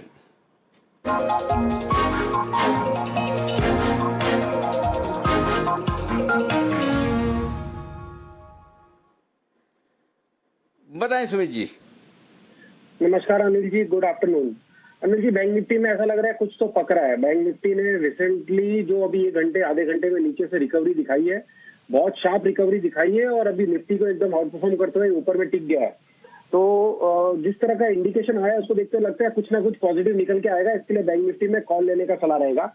कल की एक्सपायरी वाला 23,500 का कॉल 300 रुपए के आसपास अभी अवेलेबल मिल रहा है। बैंक निफ्टी का 23,500 का कॉल कल की एक्सपायरी वाला अभी 300 के आसपास अभी मिल रहा है। 180 का इसके अंदर नीचे में स्टॉप लॉस लगाना है। अभी 23,600 के आसपास बैंक निफ्टी ट्रेड कर रहा है। आज लास्ट के आधे घंटे में या कल बैंक निफ्टी में मूव ऊपर का देखने को मिल सकता है, जिसमें 24,000 तक के लेवल देखने को मिल सकते हैं। तो 23,500 के कॉल के ऊपर में टारगेट होंगे 450 से लेकर 450 तक के, और अभी इसमें खरीदारी करें। 180 का नीचे में स्टॉप लॉस लगाए। प्योर एक्सपायरी ट्रेड है 1 दिन के लिए। ओके, तो बैंक निफ्टी में यहाँ पर करें खरीदारी 23,500। सुमित जी, सीधा 23,500 इतना इन द मनी लें या 23,700 का ले लें, थोड़ी प्रीमियम कम लगेगी, तो ऐसा ना करें? कर सकते हैं अनिल जी। मैंने 23,500 इसके लिए दिया है क्योंकि लास्ट आधे घंटे में 400 पॉइंट बैंक निफ्टी ने रिकवर किया है। तो जनरली बैंक निफ्टी का आदत है कि इतना शार्प मूव देने के बाद थोड़ा सा 15-20 मिनट कूल ऑफ होता है और 100-150 रुपए का फॉल आता है। तो ऐसा होगा तो 23,700 वाले में स्टॉप लॉस ट्रिगर होने के थोड़े से चांसेस ज्यादा बन जाते हैं और 500 वाले में कम बनेंगे। इसके लिए मैंने 23,500 को पकड़ा है। बाकी 23,700 भी पकड़ेंगे तो भी कोई दिक्कत नहीं है। खाली स्टॉप लॉस थोड़ा सा बड़ा रखना पड़ेगा, डेज लो के नीचे रखना पड़ेगा, जो कि 70 के नीचे का है।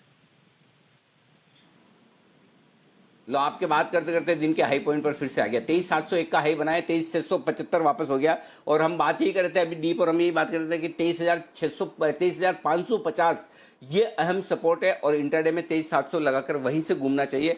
एग्जैक्टली वहां से घुमा भी जाए। अब एक्चुअली इंटरेस्टिंग बात जो दिख रही है वो ये है कि बैंक निफ्टी में बड़ी स्विंग्स आ रही हैं।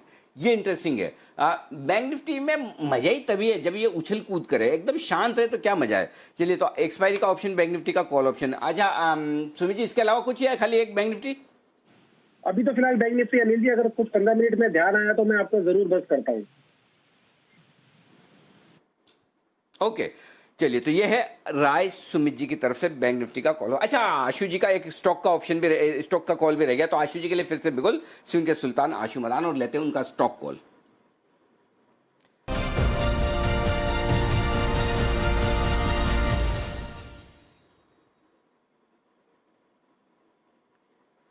बताएं आशु सर।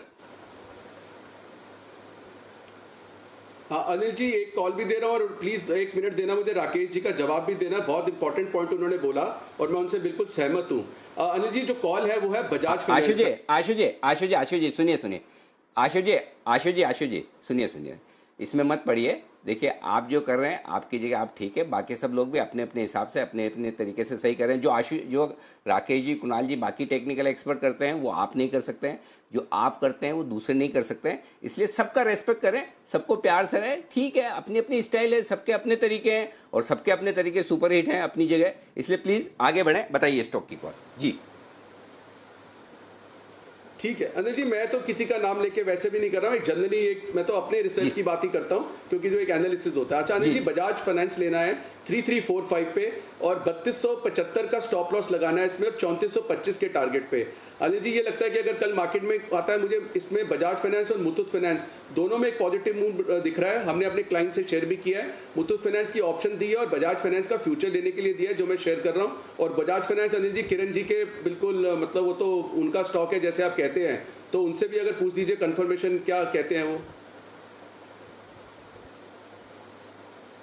बिल्कुल आप तो है ना ऐसे मंदी के मार्केट में वैसे ही तगड़े तगड़े बाय कॉल देते रहे, आपको लोग वैसे ही पसंद करने लग जाएंगे, प्यार करने लग जाएंगे ढेर सारा। अभी भी करते हैं, ऐसा नहीं करते हैं। मंदी वाले ज्यादा करते हैं, तेजी वाले थोड़े डरते हैं आपसे। ऐसे मंदी के मार्केट में आपके कॉल तेजी के आएंगे तो और ज्यादा प्यार मिलेगा। आइए, बजाज फाइनेंस पे आपके लिए स्पेशल राय किरण जी से दिलवा दूं। किरण जी बताइए, बजाज फाइनेंस खरीदना है, 3275 का स्टॉप लॉस दिया आशु सर ने, 3425 का टारगेट। बिल्कुल अनिल जी, आशु जी ने एक अच्छा स्टॉक पकड़ा है और मेरा मानना है कि काफी शॉर्ट पोजीशंस इसमें पिछले 4-5 दिनों में बिल्टअप हुई थी और उसकी अनवाइंडिंग के चलते मुझे लगता है कि ये लगभग 3480, 3400, 3380, 3400 तक जाने की उम्मीद है। तो उधर एक इंपॉर्टेंट रेजिस्टेंस है, वो टारगेट्स मान के चलने चाहिए। आपके कॉल पर पुणे के बजाज फाइनेंस, बजाज ऑटो और बजाज फिनसर्व के चार्ट्स के करता धरता किरण जी की तरफ से मुहर लग चुकी है। तो आशु जी बिल्कुल परफेक्ट कॉल, आपका बजाज फाइनेंस का चार्ट पर मजबूत है, शॉर्ट कवरिंग के लिए तैयार है। एक और स्टॉक तेजी या मंदी दिखाने के लिए बताएंगे। जय हमारे साथ जुड़ चुके हैं, जय का jackpot.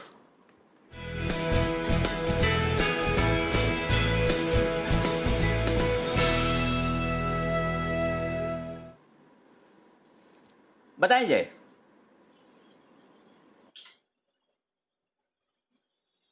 Very good afternoon to Anil ji. Anil ji, well banking stocks में तो एक बहुत ही अच्छा रिवर्सल आया ही है, तो उस पर तो हम आगे कॉल्स देंगे और भी। बट एक स्टॉक है जो मॉर्निंग से इनफैक्ट मार्केट में जो भी हमें इंट्राडे एक सेल ऑफ देखने मिला अनिल जी, उसके बावजूद अगर आप देखें तो ये स्टॉक में क्लियरली एक अच्छा मोमेंटम था और इसमें अच्छे वॉल्यूम्स भी देखने मिले।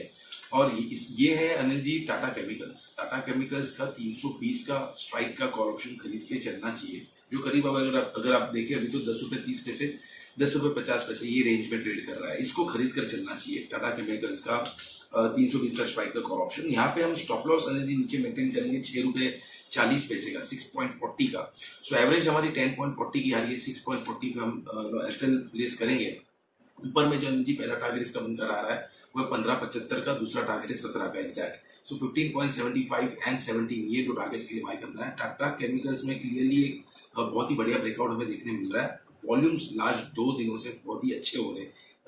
मैं कहूंगा एवरेज लास्ट 2 हफ्ते के वॉल्यूम्स जो होते हैं उससे भी बढ़िया हमें वॉल्यूम्स देखने मिल रहे हैं। ओपन इंटरेस्ट में एक अच्छा इजाफा में आते हुए नजर आ रहा है। अब ये स्टॉक में अनिल जी जो हिसाब से इसने 317-18 के लेवल संभाले हैं, नेक्स्ट रेजिस्टेंस के टारगेट जो इसके बनकर आ रहे हैं वो सीधे 335 से लेकर 340 के आ रहे हैं। सो कहीं ना कहीं मुझे 5% का एक मूव मिनिमम टाटा केमिकल्स में यहाँ से नजर आ रहा है। सो ये एक अच्छा मोमेंटम प्ले हो सकता है यहाँ से। तो ये टाटा केमिकल का 320 वाला कॉल खरीदना है 10.5 रुपए में। जय जरा एक बार सुन लीजिएगा। आजकल आपकी इक्को साउंड बहुत आती है, मेरे को पता नहीं, मेरे को ही आती है, सबको आती है, लेकिन इक्को साउंड आती है, तो इसलिए मैं एक बार रिपीट कर दूं ताकि कंफर्म कर लें कहीं गलत सुना हो तो। 320 वाला कॉल ऑप्शन 10.5 में खरीदना है। 6 रुपए 40 पैसे इसका स्टॉप लॉस का लेवल है। 15.75 और 17 रुपए, ये 2 टारगेट के लिए खरीदारी करनी है। परफेक्ट है,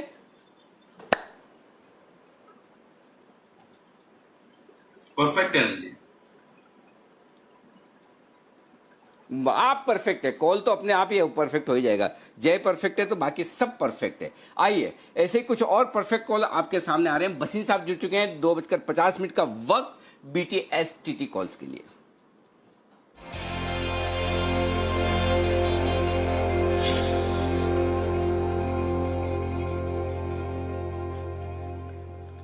स्वागत है सर आपका। एक बार फिर से बताएं सर अपडेट्स और साथ ही आपकी फ्रेश कॉल्स भी। तो अनिल जी पहले तो ये देखिए कि सुबह आपको कहा था बैंक्स में जो भी है आज हो जाएगा, पर बैंक्स लीड करेंगे। आपको सुबह कहा था IT फार्मा में बुक कीजिए, the Nifty will do nothing but it will be the bank Nifty. और देखिए बैंक निफ्टी 500 पॉइंट की 700 पॉइंट रिकवर कर गया फ्रॉम इट्स लोज। और अभी भी मैं सोचता हूँ banks are going to lead the way up. तो आपकी अपडेट थी कल, आपको श्रीराम ट्रांसपोर्ट दिया था 50 रुपए में, वो 666 हो गया। टाटा स्टील 71 रुपए वाला 71 वाला 77 हो गया, वो बुक कीजिए। और आपका मदरसन और मनापुरम 164.50 वाला 167.50 हो गया, वहां पे आप बने रहिए, वो 175 का टारगेट है। आज की BTS-TT है सर इंश्योरेंस, और insurance is going to be a no brainer. SBI life लीजिए 806.8, 793 का स्टॉप लॉस, 865 का टारगेट। ओके सिर्फ एक ही स्टॉक और वो है SBI लाइफ, आपको खरीदना है यहाँ पर 808 रुपए के आसपास। 793 का आपको लगाना है स्टॉप लॉस, 865 का टारगेट। ये है राय आपके लिए बसीन साहब की तरफ से। बहुत बहुत शुक्रिया बसीन साहब ये बेहतरीन पिक देने के लिए। और अभी थोड़ी देर पहले ही सेठी साहब भी ICICI प्रू लाइफ देकर गए थे, यानी कि इंश्योरेंस स्टॉक्स में फिर से थोड़ी खरीदारी आने के संकेत आपके लिए आते हुए दिख रहे हैं, ये अच्छी बात है। ओके 23,700 के आसपास बैंक निफ्टी वक्त बिताने की कोशिश कर रहा है, निकलने की कोशिश कर रहा है। 23,715 हाई बनाया, एक बार 23,700 के पार निकला तो फिर बहुत बढ़िया तेजी और बनेगी 100-125 पॉइंट की। 23,775 और 23,850 ये दो टारगेट फिर आज ही आते हुए दिखेंगे, बशर्ते कि अगला ये काम 3:05 के पहले पहले हो जाए। तो बहुत ही सही वक्त पर एकदम चाल पकड़ में आइए और ये चाल पकड़ने के बाद बहुत ही सही वक्त पर तेजी के साथ स्टॉक आगे भी बढ़े। आइए नितिन जी तैयार हैं, वक्त है निफ्टी पर निशाना लगाने का।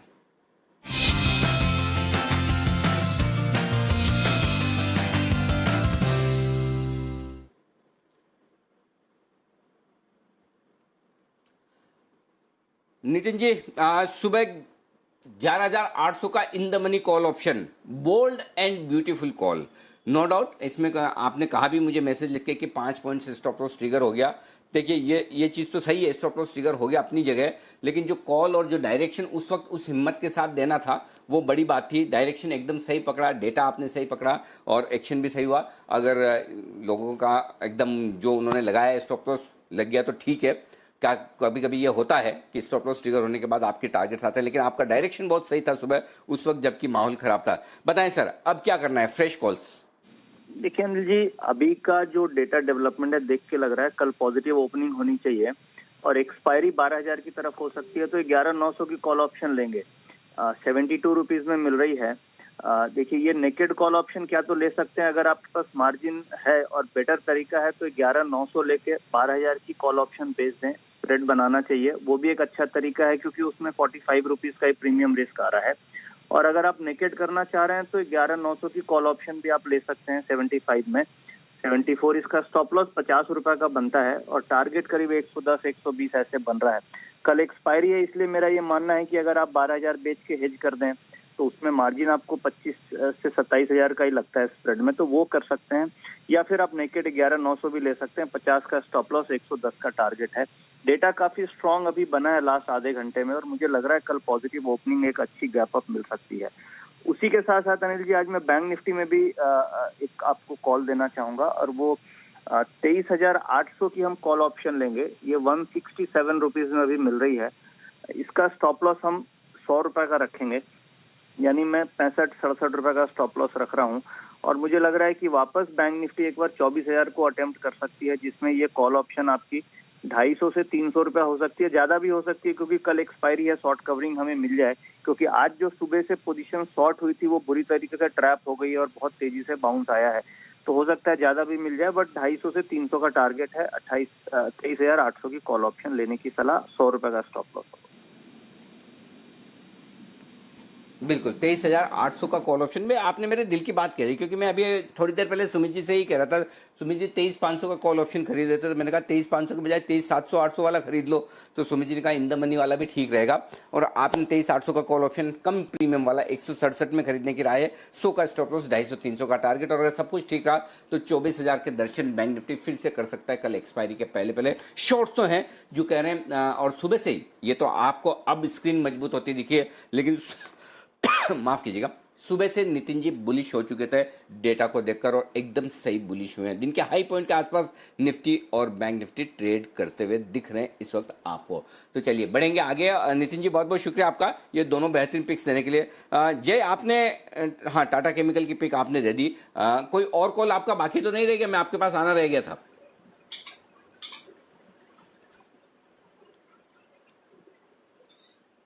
नहीं अनिल जी, मैं देना चाहूंगा इंडेक्स पे कॉल। अनिल जी तो एक कैश का ऑप्शन में तो देंगे ही, अभी भी एक कॉल हम दे सकते हैं, तो एक अभी देते एक तब बाद में देते हैं। ओके, तो बिगुल जय का जैकपॉट।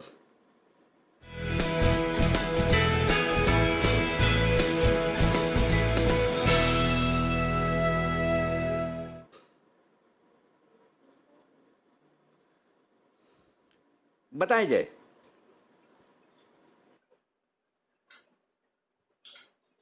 जी अनिल जी, खरीदना तो मुझे भी है बैंक निफ्टी का ही ऑप्शन अनिल जी, और 23,000 एक और मैं स्ट्राइक आगे दे दूंगा। नितिन जी ने 23,800 का दे दिया है, मैं 23,900 का स्ट्राइक का दे देता हूँ आपको। और भी बढ़त हमें देखने मिल रही है बैंक निफ्टी में और बहुत ही क्लासिक एक फॉलिंग चैनल का ब्रेकआउट हमें आते हुए नजर आ रहा है। सो 23,900 का अनिल जी अगर हम बैंक निफ्टी का ऑप्शन अगर देखें, so this is trading somewhere around 155, कल की एक्सपायरी का ही 155 के आसपास ये ट्रेड कर रहा है अनिल जी, और यहाँ पे हम स्टॉप लॉस प्लेस करेंगे एक्जैक्टली 52 रुपए का। तो 103 पॉइंट का ही स्टॉप लॉस होगा। रुपीज वाइज देखो तो करीब 2,500 का स्टॉप लॉस हुआ। लागत अगर हम देखें तो करीब करीब 4000 की लागत हुई, ज्यादा नहीं है। तो मैं कहूंगा कि 155 के आसपास ये खरीद कर चल सकते हैं। 52 का एक स्टॉप लॉस रहेगा। ऊपर में जो पहला टारगेट बनकर आ रहा है वो है 265, सेकंड टारगेट जो बनकर आ रहा है वो है 310। सो 265 एंड 310 ये दो टारगेट्स के लिए एनर्जी खरीदना है। बहुत ही क्लियर एक फॉलिंग चैनल में से ब्रेकआउट इंटरेस्ट तो डेफिनेटली होगा कि अभी शिफ्ट हो रहा है काफी, मैं कहूंगा ऊपर की तरफ। और अब एक और चीज इंटरेस्टिंगली ये देखने मिली है कि फिर से बैंक निफ्टी आज 200 डेमा के ऊपर निकल रहा है, which is very strong sign short term में। 200 डेमा को ब्रीच किया था आज ही सेशन में, मॉर्निंग में थोड़ा बहुत इंट्राडे पैनिक हुआ, उसके बाद रिवर्सल देके आज फिर से 200 डेमा के ऊपर जा रहा है।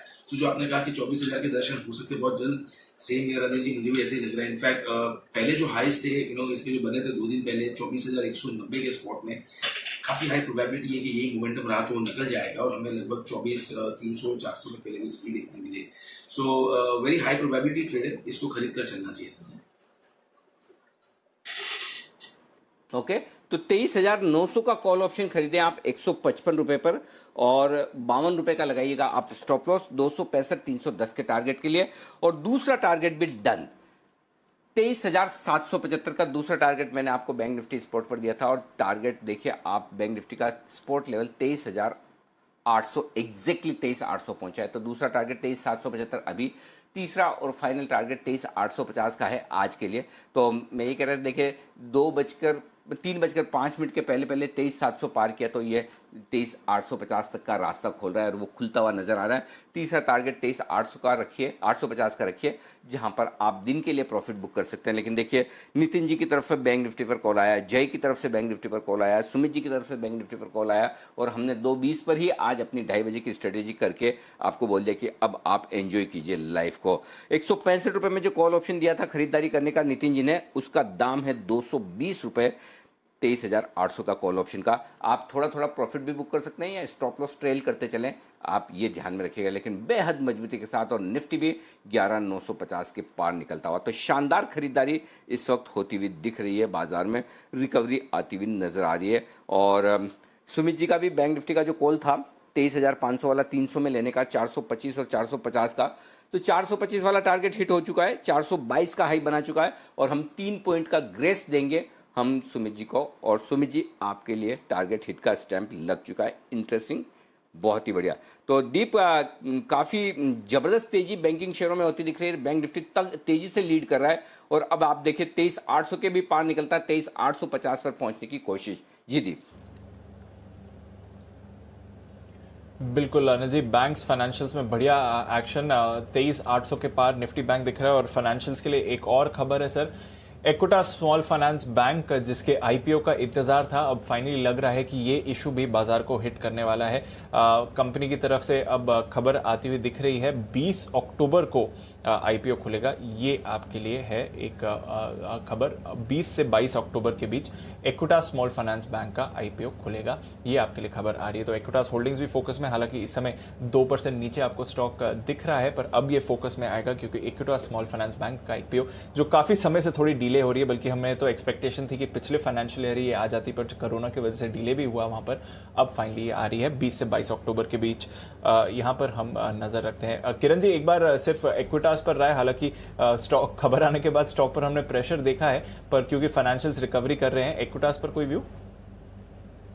मुझे लगता है कि एक रेंज में ट्रेड कर रहा है, कोई बड़ी मूव नहीं है, पर बड़ी मूव आएगी अगर ये 55-56 के लेवल्स पर लांग दे तो।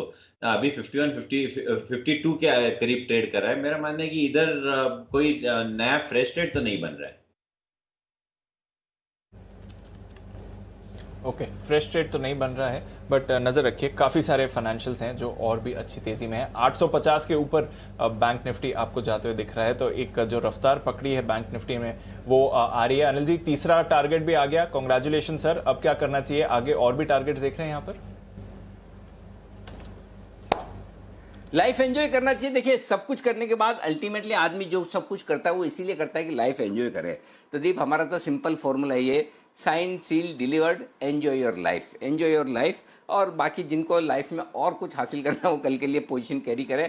23,850 का डन फॉर द डे, हमारा टारगेट हासिल हो चुका। आधा घंटा मार्केट को एंजॉय कीजिए, देखिए 23,950, 24,050 अगले 2 टारगेट। लेकिन आइए बैंक निफ्टी और निफ्टी से बाहर निकलकर बढ़ते हैं आगे एक स्टॉक की तरफ, और वो है केमकॉन। ये हाल ही की लिस्टिंग और लिस्टिंग के बाद स्टॉक रहा जबरदस्त वॉलेटाइल और कमजोर भी। 744 का हाई बनाने के बाद स्टॉक लगभग 300 रुपए अपने ऊपरी स्तर से निकल गया। क्यों और किस तरह से? हमने आपको शुरुआत में कहा था कि सिर्फ और सिर्फ लिस्टिंग के दिन बेचने के लिए आज से इसमें पैसा लगाएं और निकल जाएं, क्योंकि कुछ पॉइंट्स हमने जो रेज किए थे वो शायद कहीं नहीं थे। और अब आप देखिए स्टॉक में लिस्टिंग के बाद एग्जैक्टली वैसा ही होता दिखा। वरुण दुबे हमारे साथ जुड़ रहे हैं बताने के लिए पूरी डिटेल्स। वरुण बताइए। डेफिनेटली अनिल जी, लिस्टिंग के बाद तो इस काउंटर की अच्छी खासी पिटाई हुई है। इनफैक्ट 40% से ज़्यादा गिर चुका है और काफ़ी सारे रेड फ्लैग्स है जो कि अगर आप देखेंगे तो इस कंपनी में आपको देखने मिलेंगे। सबसे पहले तो वित्तीय वर्ष 2020 में इस कंपनी की जो आय है उसमें करीब 13.5% की गिरावट हुई है। चलिए ये तो ठीक है, लेकिन आय में गिरावट के बाद, इस गिरावट के बावजूद इस कंपनी के जो डेटा डेज है ना उसमें बढ़ोतरी देखने मिली है, तो ये सबसे बड़ी बात है। और देखिए ये दिक्कत की बात तो है ही। इसके अलावा अगर आप देखें तो इस कंपनी की आय लगातार बढ़ते गई है, ये ठीक है, लेकिन जितनी आय बढ़ी है उतनी इस कंपनी के दरअसल जो कर्मचारियों को ये वेतन दे रहे हैं वो कम हुआ है। और इनफैक्ट ये काफ़ी वॉलेटाइल रहा है। FY 17-18 में करीब 18 करोड़ के आसपास था, उसके बाद बढ़ के एकाएक 24 करोड़ हो गई जो एम्प्लॉय बेनिफिट एक्सपेंसेस है, और उसके बाद FY 20 में ये कम करके करीब 14 करोड़ के आसपास आ गई। यानी कि एक ही साल में 10 करोड़ के आसपास कंपनी के जो एम्प्लॉयज़ के खर्चे हैं वो कम हो गए। जाहिर सी बात है कंपनी ने अपना EPS बढ़ाने के इस तरह का कदम उठाया। हालांकि कंपनी ने कहा है कि इनके जो डायरेक्टर्स हैं उनको रेम्यूनरेशन कम दिया है, लेकिन ये बहुत बड़ा क्वेश्चन मार्क है कि जब कंपनी के रेवेन्यूज बढ़ रहे हैं तो आपको रेम्यूनरेशन कम देने की जरूरत क्या पड़ी है। चलिए ठीक है। और एक चीज़ ये है कि लगातार इस कंपनी के जो कैश फ्लोज है उसको अगर आप देखेंगे तो वहाँ जो फ्री कैश फ्लोज है ना वो नेगेटिव है। FY 18 में 6 करोड़ के आसपास था, लेकिन FY 19 में ये नेगेटिव 3.2 करोड़ था, FY 20 में ये नेगेटिव 6.2 करोड़ था। तो ये सबसे बड़ा क्वेश्चन मार्क है। इसके अलावा इसी वजह से कंपनी का कर्ज बढ़ता गया। आप देखिए FY 18 में जो कर्ज 17 करोड़ के आसपास था वो अब बढ़ के 44 करोड़ के आसपास हो चुका है। तो फाइनेंशियल्स में दिक्कतें साफ दिखाई देती है। इसके अलावा एक बात और याद रखिएगा, यहाँ जो प्रमोटर ग्रुप है इनके, उसके ऊपर CBI और सेबी की जांच भी चल रही है। तो ये भी एक बहुत बड़ी दिक्कत की बात है। और इन सब इश्यूज़ की वजह से हमने आपको पहले ही कहा था कि जिस दिन लिस्टिंग होगी बेच के निकल जाइए, और देखिए स्टॉक का हाल क्या हुआ, 40% नीचे है। बिल्कुल, तो अगर आपने यहाँ पर अपना पैसा लगाया है तो डेफिनेटली एक हाई रिस्क बेट हो गई है। इसलिए अनिल जी ने आपको सलाह भी दी थी जब IPO आया था कि इस पर पैसे नहीं लगाइए, हाई रिस्क बेट है, आपको अच्छी गेंस दे सकती है बट काफ़ी रिस्की मूव भी हो सकती है, और एग्जैक्टली वैसा ही हुआ। एक बार देख लेते हैं इस IPO पर अनिल जी ने आपको क्या कहा था। इस पर लिस्टिंग गेन के लिहाज से पैसा लगाएं। शॉर्ट टर्म ट्रेडर्स जो रिस्क लेना चाहते हैं वो लगाएं, क्योंकि कंपनी को देखकर उतना कंफर्ट नहीं आता। जोखिम लेने वाले इन्वेस्टर लिस्टिंग पर निकल जाने की जो क्षमता रखते हैं उन्हीं के लिए खरीदारी करने की राय थी। हमने लॉन्ग टर्म के लिहाज से इस IPO को कभी भी रिकमेंड नहीं किया, न पहले और न आज। चलिए आप अपना प्रॉफिट बुक करें, बेच कर निकल जाएं, वो ज़्यादा बढ़िया होगा। इसे सिर्फ और सिर्फ लिस्टिंग के लिहाज से ही ट्रेड करना है। लिस्टिंग के दिन हमने कहा था बेच कर निकल जाए, और IPO के वक्त भी ये कहा था कि स्ट्रिक्टली बेच कर निकलने की राय। आप देखिए 470 रुपये पर आ चुका है केमकॉन का IPO। 740 के आसपास मेरे ख्याल से इसकी लिस्टिंग हुई थी, 350 रुपये तक के लेवल से नीचे आता हुआ दिख रहा। तो अगर जिन लोगों ने लिस्टिंग पर बेच कर निकल गए उनके लिए बहुत क्लियर कट राय हमारी केमकॉन में भी ये थी कि आप निकल जाएँ।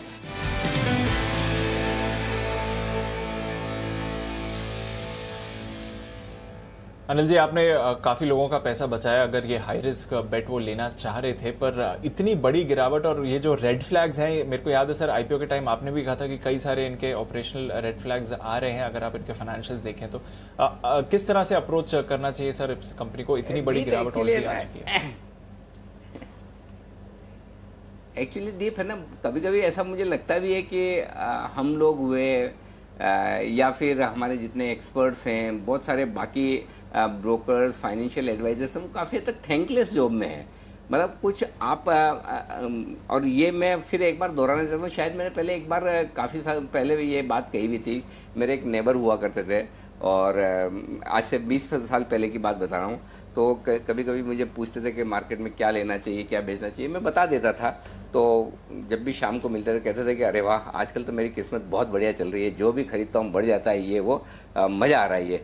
एक दिन कोई ऐसा स्टॉक भी मैंने दिलाया होगा जिसमें उनको नुकसान लग गया, तो आकर मुझे सीधा यही बोले, अनिल जी ये क्या दिलवा दिया, मरवा दिया आपने। तो मुझे अचानक से लगा, मैंने कहा अरे इतने दिनों से लगातार सब अच्छा चल रहा है, सब कुछ बढ़िया, तब तो कभी नहीं कहा, तब तो ये कहा कि मेरी किस्मत अच्छी है। तो कभी कभी हम थैंकलेस जॉब में इस हिसाब से होते हैं कि अगर कोई एक कॉल, कोई मझगांव डोका जहां हम उम्मीद करते हैं कि अच्छा लिस्ट होगा 150 रुपये, वो 150 रुपये लिस्ट ना होकर अगर 100 रुपये ऊपर लिस्ट हो जाए या 75 रुपये ऊपर लिस्ट हो जाए, तो लोगों को ऐसी फीलिंग आती है जैसे हमने उनकी जेब से पैसे निकाल लिए हो, जबकि ये तो नीचे लिस्ट नहीं हुआ। SBI कार्ड के केस में देखिए, इतनी बढ़िया कंपनी मार्केट के मूड के हिसाब से नीचे लिस्ट हो गई, आज देखिए लाइफ टाइम हाई पर है।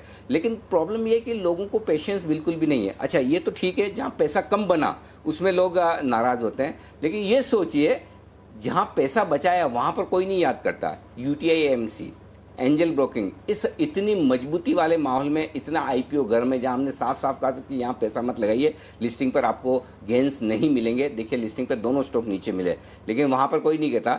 तीसरी बात, केमकॉन, बहुत साफ साफ कहा था कि केमिकल का वक्त चल रहा है, इसलिए IPO में ज़बरदस्त रुझान रहेगा, लेकिन लिस्टिंग पर बेच कर निकल जाए हाई रिस्क वाले। और 675 का स्टॉप लॉस उस दिन दिया था, मुझे बहुत अच्छे से याद है कि 675 का स्टॉप लॉस रखिए, 731 पर लिस्ट हुआ था। तो लेकिन अब यही वाली बात है कि कभी कभी ऐसा ही होता है। लेकिन मैं ये समझता हूँ कि अगर मैंने आपको हैप्पीएस्ट माइंड में पैसा लगाने की राय दी, या मैंने आपको मझगांव डॉक में लगाने की राय दी, उसमें बहुत कम लोगों को अलॉटमेंट मिला होगा, हार्डली मिला होगा, 100 में से 1-2 को मिला होगा। वो कलाकारी नहीं है, वो बड़ी बात नहीं है। बड़ी बात वो है जहां आप पैसा लगाने से रोकते हैं कि इन IPO में, क्योंकि जिन IPO में हमने रोका है वहां अगर आपने पैसा लगाया होता तो अलॉटमेंट पूरा मिलता और प्रॉफिट के बजाय नुकसान होता। तो अगर आपको कभी कोई क्रेडिट देने का मन हो तो उनमें लीजिएगा जहां आप नुकसान से बचें। प्रॉफिट तो आपके नसीब में लिखा है, तो मैं ना बोलूँ कोई और बोलेगा तब भी कमाई लेंगे। तो जहाँ तक केमकॉन का सवाल है, यही वजह है, सबको 150 गुना भर रहा है, 100 गुना भर रहा है, अच्छा लगता है, लेकिन कोई जाकर ये मेहनत नहीं करना चाहता, देखना नहीं चाहता कि बैलेंस शीट कैसी है, डेटा कैसे हैं, पिछले 4-5 साल के रेशियोज क्या हैं।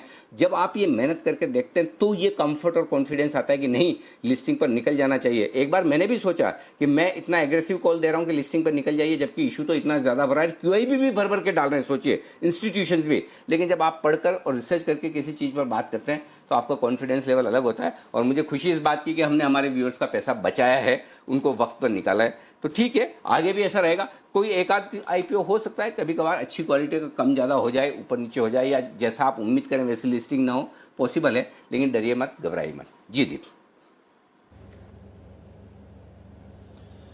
बिल्कुल, डरिए मत, घबराइए मत, पैसा आपका बना रहेगा, और बना नहीं रहेगा तो एटलीस्ट बचा ज़रूर रहेगा। तो इसलिए सटीक राय है, उसे फॉलो करना ज़रूरी है। केमकॉन आज भी देखें तो 3.5% की गिरावट। दीप और कहना चाहता हूँ, दीप माफ़ कीजिएगा, दीप माफ़ कीजिएगा, एक चीज़ और कहना चाहता हूँ। हम मालामाल वीकली वाले स्टॉक्स देते हैं, मैं आपको फिर कहता हूं कि ये स्टॉक हमेशा लॉन्ग टर्म के लिए इन्वेस्टमेंट ग्रेड के स्टॉक्स हैं। ये स्टॉक्स आपके लिए मज़े के लिए नहीं है, फन के लिए नहीं कि आज लिया 10-20-25% बढ़ गए, आप निकल गए, कर गए। आप इसे इन्वेस्टमेंट, और 10 स्टॉक देंगे तो ज़रूरी नहीं कि 10 के 10 ही स्टॉक आपको परफॉर्म करें।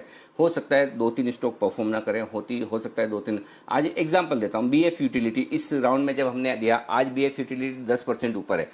अब स्टॉक हर रोज थोड़ी आप हमारे बोलने के बाद नीचे नहीं जा सकता है, डेफिनेटली जा सकता है, और जाना भी चाहिए, क्योंकि किसी के बोलने से स्टॉक चलना नहीं चाहिए। स्टॉक चले तो उसके फंडामेंटल पर चले, उसकी कंपनी की ताकत पर चले। आज फिर से 10% ऊपर है, मैं ये नहीं कह रहा 10% ऊपर है उसकी भी क्रेडिट दीजिए, लेकिन ये हमेशा मार्केट में होगा। और ये मानकर चलिए, हम में से कोई भी वो परफेक्ट है ही नहीं जो ये बोलते कि मेरे बोलने के बाद स्टॉक नीचे जा ही नहीं सकता। जाएगा ही, मैं तो ये बोलता हूँ हमारे बोलने के बाद पक्का जाएगा, कम से कम मेरे बोलने के बाद तो पक्का जाएगा, ये मानकर ही आप खरीदें। तो आप जब खरीदें, क्या चीज़ आप ट्रेडिंग के लिहाज से खरीद रहे हैं, क्या चीज़ आज आप इन्वेस्टमेंट के लिहाज से खरीद रहे हैं। बैंक निफ्टी जब हम देते तो हम कहते हैं ना कि आप लीजिए, तुरंत प्रभाव से इसके पार निकलते, वो ट्रेडिंग कॉल है। जो इन्वेस्टमेंट कॉल है उनको इन्वेस्टमेंट के तौर पर लीजिए, आपको प्रॉफिट होगा। आज देखिए 10% के ऊपरी सर्किट पर है, कभी कोई स्टॉक चलेगा। मैं बताता हूँ, आप श्रीकला हस्ती इतना नीचे गिरकर आधा रह गया, लेकिन जिसके साथ मर्जर हो रहा है इलेक्ट्रो स्टील, हमने इलेक्ट्रो स्टील 15-16 रुपए में मालामाल वीकली में दिया। आप सोचिए वो स्टॉक ऑलमोस्ट डबल होने आया मुश्किल से 2-3 महीने में। तो आप सही स्टॉक अगर खरीद रहे हैं और रख रहे हैं तो फायदा होगा। तो आप वो ध्यान में जरूर रखिए कि इन्वेस्टमेंट वाली चीज अलग है और ट्रेडिंग वाली अलग है। जी दीप। बिल्कुल, इन्वेस्टमेंट और ट्रेडिंग यहाँ पे जो डिफरेंस है वो समझना ज़रूरी है आपके लिए, ये आपके लिए सलाह आ रही है। पर आइए नज़र रखते हैं कुछ और स्टॉक्स पर। कुछ कॉल्स भी आ रहे हैं हमारे एक्सपर्ट से, पर उससे पहले एक बार माइंडट्री पर नज़र डालिए क्योंकि इसके नतीजे आने वाले हैं। नतीजों से पहले कुशल से बात कर लेते हैं, क्या अनुमान है बाजार का, बताएं कुशल। बिल्कुल दीपांशु, देखिए नंबर्स तो बेहतर साइड पर देखने को मिल रहे हैं। इनफैक्ट मिड कैप आईटी कंपनियों में ये पहली कंपनी होगी जिसका परफॉर्मेंस आपको देखने को मिलेगा Q2 की तिमाही के हिसाब से। इनफैक्ट अगर आप मुनाफा देखें तो ऑलमोस्ट 9.5% बढ़ सकता है और 233 करोड़ का मुनाफा कंपनी पोस्ट कर सकती है। वहीं अगर आप डॉलर की तरफ नजर डालें तो ऑलमोस्ट 4% का उछाल हम यहाँ पर भी एक्सपेक्ट करके चल रहे हैं, क्योंकि जिस हिसाब से इनके वर्टिकल्स में रिकवरी हुई है वहां पर काफी दमदार जो है इनकी डील पाइपलाइंस और जितने भी अभी इन्होंने कॉन्ट्रैक्ट जीते हैं उस वजह से ये डॉलर है इतनी बढ़कर आ सकती है। साथ ही अगर आप कंपनी की मार्जिन्स भी देखें दीपांशु तो वहां पर 13.8% से बढ़कर 15.3% की मार्जिन्स, यानी ऑलमोस्ट 150 बेसिस पॉइंट्स का उछाल आपको इनकी मार्जिन्स पर भी आता हुआ नजर आएगा। तो यहां पर अब ये देखना होगा कि आगे के लिए इनकी जो टॉप क्लाइंट्स है वहां पर किस तरह की परफॉर्मेंस निकल कर आती है, और साथ ही जो दूसरी बड़ी बात जो ट्रैवल और रिटेल वर्टिकल है वहां पर कैसी रिकवरी है ये देखना अब बेहद, क्योंकि पैंडेमिक में सबसे ज्यादा इंपैक्ट जो है इन दो वर्टिकल्स पर ही आता हुआ नजर आया था।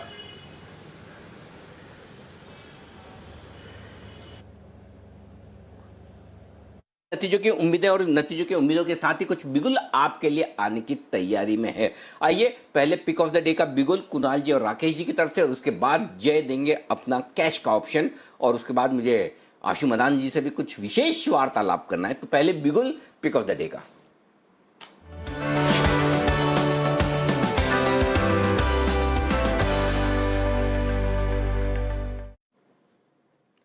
बताइए सर, बताइए। Anil ji, pick of the day है हमारा बजाज फिनसर्व। बजाज फिनसर्व को खरीदना है और इसको मिस नहीं करना है। पिछले 6 दिन से स्टॉक जो है नैरो रेंज में ट्रेड कर रहा था। मार्केट की तेजी भी निकली, मार्केट की करेक्शन भी निकली आज की, बट ये स्टॉक नैरो रेंज में था। अब इस स्टॉक के अंदर 6 दिन की ट्रेडिंग रेंज से एक नीट क्लीन क्लियर ब्रेकआउट है, एक पॉजिटिव क्रॉसओवर है। तो शॉर्ट टर्म के लिए बजाज फिनसर्व को खरीदने की राय है। ओवर टू कुणाल जी। अनिल जी देखिए, एक्सटेंडेड वी रिवर्सल पैटर्न बना है, ब्रेकआउट आते हुए दिख रहा है। 6600 की ओर ये स्टॉक बढ़ रहा है। तो जिस तरह का ब्रेकआउट आज फाइनेंशियल्स में देखने को मिल रहा है, बजाज ग्रुप के स्टॉक्स के बिना तो अनिल जी कभी भी फाइनेंशियल्स की तेजी होती नहीं है। तो बजाज फिनसर्व को खरीद करके चलें। यहां पर जो स्टॉप लॉस है वो आपको 6050 पर 6050 पर रखना है। पहला टारगेट 6370 रुपए का 6370 का, और दूसरा टारगेट 6450 रुपए का 6450 का। तो 6450 के टारगेट के लिए बाय करना है बजाज फिनसर्व। ये जो आपने नाम बताया कुणाल जी, एक्सटेंडेड वी शेप रिवर्सल, ये मैंने पहली बार इसको सुना है। तो क्या मैं ये समझूं, ये वी शेप रिवर्सल तो ये ऐसा हो गया, ये वी बना, ठीक है, अब इसको एक्सटेंड करना है। तो वी की एक टांग लंबी हो गई, वो बहुत ऊपर तक चली गई, ऐसा रिवर्सल हुआ है, इसका मतलब ये समझा जाए? अनिल जी देखिए, वैसे आप कहते जरूर हैं कि आपको टेक्निकल्स के बारे में ज्यादा ज्ञान नहीं है, आपके लिए काला अक्षर भैंस बराबर है, आपने अभी कहा है। लेकिन अनिल जी मुझे बहुत बड़ी शंका है अनिल जी, वैसे आप पूरी तरह से टेक्निकल समझने के काबिल है अनिल जी, आपके अंदर एक नेचुरल इंस्टिंक्ट है। लेकिन फिर भी मेरी हिदायत है, कभी भी समझिएगा नहीं अनिल जी, वरना मैं और राकेश जी जो हैं वो रिडंडेंट हो जाएंगे। तो इसलिए आप टेक्निकल्स ना जाने, लेकिन आप में पूरे गुण हैं समझने के। आपने कहावत सुनी नहीं, एक जो जोक है वो ये है कि एक अच्छा वकील वो है जो कानून जानता है, और बहुत अच्छा वकील, ग्रेट वकील वो होता है जो जज को पहचानता है, जज को जानता है। तो मैं है ना चार्ट नहीं जानता, मैं चार्टिस्ट को जानता हूँ। जो चार्ट बनाने वाले आप जैसे लोग हैं उनको मैं अच्छे से जानता हूँ ये चार्ट कैसे बनता है और कैसे बनाया जाता है। तो इसलिए जी जी जी जी बोलिए। अनिल जी एक बात और है, एक जो अनिल जी आशु जी की डिमांड थी कि उनके नाम से एक पैटर्न का नामकरण हो, तो बहुत जल्द अनिल जी मैं इसका अनावरण करूंगा। एक बहुत अच्छा पैटर्न है जिसका नाम मैं आशु जी के नाम पर रखूंगा और पेटेंट के लिए अप्लाई करूंगा अनिल। तो जैसे आप इसका नाम रखेंगे और उसको नाम, इसके साथ शेयर का नाम लेंगे तो क्या 10-20% गिर जाएगा शेयर? अगर ऐसा कोई पैटर्न बनाए तो ही बनाइए, नामकरण करें आशु जी का, और अच्छे से ना हो तो फिर मजा नहीं आएगा। मतलब आशु जी के नाम के हिसाब से पैटर्न वैसा होना चाहिए। केवल एक चीज केवल एक चीज अनिल जी आशु जी से पहले ठहरा लीजिए, एक चीज अनिल जी आशु जी से पहले ठहरवा लीजिए कि वो रॉयल्टी तो नहीं चार्ज करेंगे उनके नाम के इस्तेमाल का। नहीं, आशु जी का दिल बहुत बड़ा है, बिल्कुल चिंता न करें, निश्चिंत रहे, आप पैटर्न बनाएं, बस पैटर्न सक्सेसफुल होना चाहिए। आइए बढ़ते आगे, जय की तरफ से आ रहा है कैश का ऑप्शन।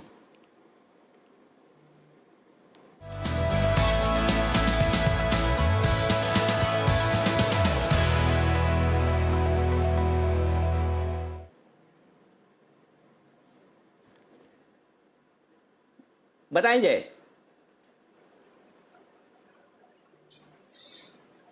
जी अनिल जी, 12,000 का कॉल ऑप्शन खरीदना है, बट 22 अक्टूबर की एक्सपायरी का वो खरीदना है। बैंक निफ्टी तो हमारा ओपन ही है, वहां पे तो हमारा 155 वाला कॉल ऑप्शन 229 हो गया, बट ये अनिल जी 114 के आसपास आपको खरीदना है। 12,000 का कॉल ऑप्शन 22 अक्टूबर की सीरीज का 69 का स्टॉप लॉस रहेगा अनिल जी। और पहला जो टारगेट बनकर आ रहा है यहाँ पे दैट कम्स टू 147, दूसरा टारगेट बन रहा है वो है 161। 147 और 161 के लिए 12,000 का कॉल ऑप्शन खरीदना है आपको नेक्स्ट वीक की एक्सपायरी का। रीजन ये है कि क्लियरली निफ्टी ने बैंक निफ्टी के साथ ही साथ एक बुलिश फ्लैट पैटर्न से ब्रेकआउट दिया है। बहुत ही रेयर पैटर्न है जी, जल्दी बनता नहीं है, बट बनता है तो एक अच्छा ही एक टारगेट हमें ऊपर की तरफ देखने मिलता है।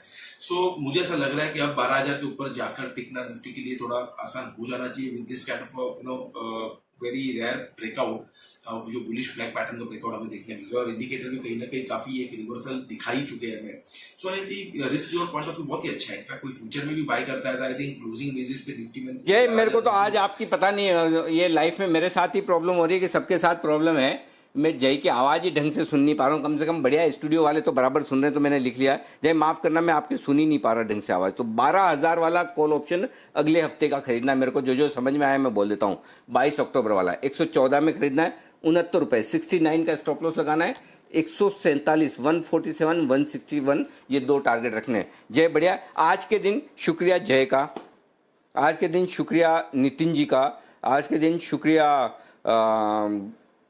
एक और हमारे कौन से सुमित जी का। तीनों के निफ्टी के कॉल्स सुपर हिट हुए हैं। इसके अलावा ऐसा नहीं कि निफ्टी वालों के, स्टॉक्स वालों का भी शुक्रिया। आशु जी, आपका बजाज फाइनेंस भी कमाल कर गया, 2395, 3395, 3396 का हाई बना दिया है आपने, 3345 पे दिया था। थोड़ा धन्यवाद मैं आपके ब्याह पे किरण जी को दे ही रहा हूं। ये बताइए कि अंदर करें या कल के लिए लेकर जाए? अनिल जी, जिस तरह से क्लोजिंग हो रही है और फाइनेंशियल्स की हो रही है, लग तो बहुत अच्छा रहा है, लेकिन अनिल जी टेम्पटेशन ऐसी हो जाती है कि अगर 50 रुपए बढ़ जाए 15 मिनट में तो बुक हो जाता है।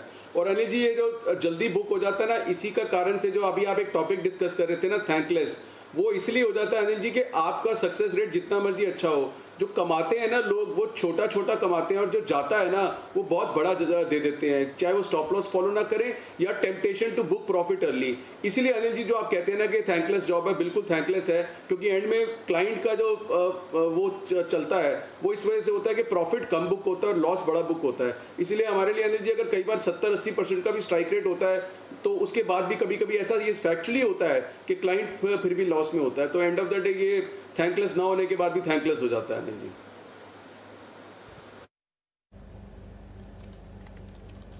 ओके, ये आपके लिए सलाह। पर बजाज फाइनेंस, बजाज फिनसर्व पर नजर रखिए, फाइनेंशियल पर नजर रखिए, मूवमेंट बेहतरीन आ रहा है। इस मूवमेंट में आपको क्या करना चाहिए, जल्दी से बिगुल अनिल जी की फाइनल स्ट्रैटेजी का।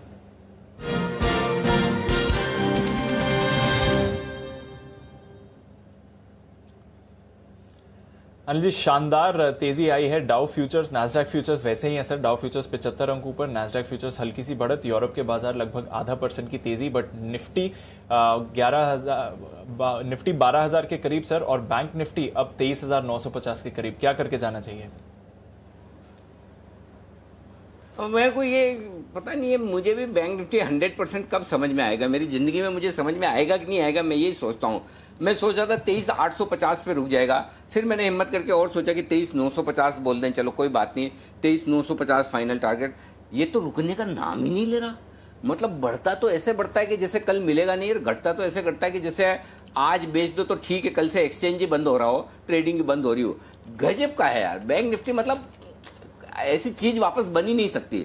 लेकिन एक चीज जो आपके सामने आ रही है वो ये कि सुप्रीम कोर्ट की तरफ से जो फ्लैशेज आ रहे हैं वो बहुत इंपॉर्टेंट है। मैं आपको कल की स्ट्रेटेजी बताऊं उससे पहले आप सुन लीजिए सुप्रीम कोर्ट क्या कह रहे हैं। सुप्रीम कोर्ट ये कह रहे हैं कि लोन मॉरिटोरियम मामले में आज सुनवाई पूरी नहीं हो सकेगी, पूरा मामला आज नहीं सुन सकते। इसका मतलब है कि आज फैसला नहीं आएगा। तो आप निश्चिंत रहें, आप अपनी पोजीशन कल के लिए कैरी करने में बिल्कुल डरें और घबराएं नहीं। सबसे पहले आपको इस इंफॉर्मेशन पर फोकस करना है। नीचे जो चल रही है सॉलिसिटर जनरल की दलील आज सुनेंगे, फुल फ्रेम में एक बार दिखा दी है ताकि सबको रजिस्टर हो जाए। भाई कल के लिए ये सबसे इंपॉर्टेंट चीज़ है कि आज फैसला नहीं आ रहा, तो आज आपके सुप्रीम कोर्ट की तरफ से फैसला आने की जो रिस्क तेजी या मंदी की तरफ, दोनों तरफ किधर भी हो सकती है, वो रिस्क अब रही नहीं। तो सबसे बड़ी खबर इस वक्त आपको जो जी बिजनेस दिखा रहा है, तो सुप्रीम कोर्ट ने साफ कह दिया कि आज पूरा मामला नहीं सुन पाएंगे। आज हम थोड़ी सॉलिसिटर जनरल की जो उनकी दलीलें हैं वो सुनेंगे। इसका मतलब यह कि अभी मामला और आगे चलेगा और आगे बढ़ेगा। इस लिहाज से आपको फोकस करना है। तो अब आइए, अब जो आपका सवाल है उस पर आ जाते हैं। तो चलिए, एक चीज़ ये है कि अब अपने ये तो रिस्क नहीं है कि कल इस मामले की वजह से बहुत ऊपर बहुत नीचे खुल जाएंगे। तो अब बचा क्या? डाउ फ्यूचर्स और यूरोप के बाजार। यूरोप आधा % मजबूत है। डाउ फ्यूचर्स मेरे ख्याल से कितने 101 पॉइंट ऊपर दिख रहे थे। दीप एक बार जरा डाउ फ्यूचर्स जल्दी से देख लीजिए, उसके बाद मैं बता दूं आपको करना क्या है। हाँ, 78 पॉइंट। देखिए आज जो तेजी बनी है फिर क्यों बनी पता नहीं, फैसला तो नहीं यार। 80 पॉइंट जी, अब 23,900 पर चल रहा है। तो दीप मैं एक काम करूंगा, मेरे लिए ये जरूरी है कि 24,000 के ऊपर बन। देखा आपकी तेजी की पोजीशन है, आप उसे होल्ड करिए, कोई दिक्कत नहीं। फ्रेश तेजी की पोजीशन 23,900 पर नहीं बनाने के जाना है और 11,975 12,000 के वहां पर नहीं बनाना है, क्योंकि फ्रेश पोजीशन बनाने की राय हमने 11,925 पर दी है। 11,975 के टारगेट के लिए आज का आज ही आ जाएगा, आ गया। 23,550 के ऊपर फ्रेश पोजीशन बनाने की राय दी, वहां से 400 पॉइंट मिल गए, आज का आ जाएगा। अब फ्रेश नहीं बनाएंगे, अगर आपकी तेजी की पोजीशन है कैरी करें। कैरी कैसे करना है वो लिख लीजिए। 12,100 का कॉल ऑप्शन भेज दीजिए, आप जो भी तेजी की पोजीशन लेकर जा रहे हैं।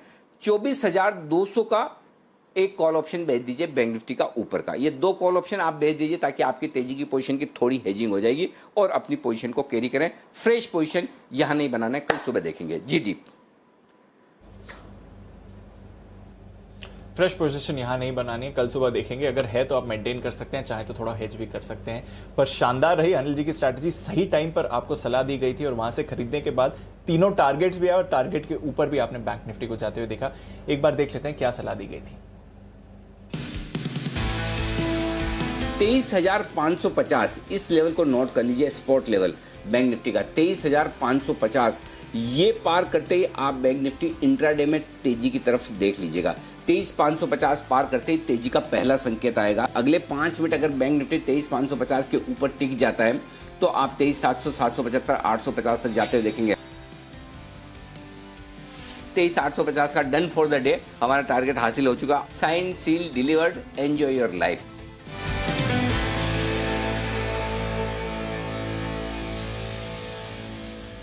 अनिल जी, शानदार स्ट्रैटेजी दी है आपने निफ्टी बैंक निफ्टी पर, और स्पेशली जो ये बैंक निफ्टी की कॉल थी, जो ऑप्टिमिज्म बन रहा है, क्या मोमेंटम और ऊपर की तरफ जाने के संकेत दे रहा है?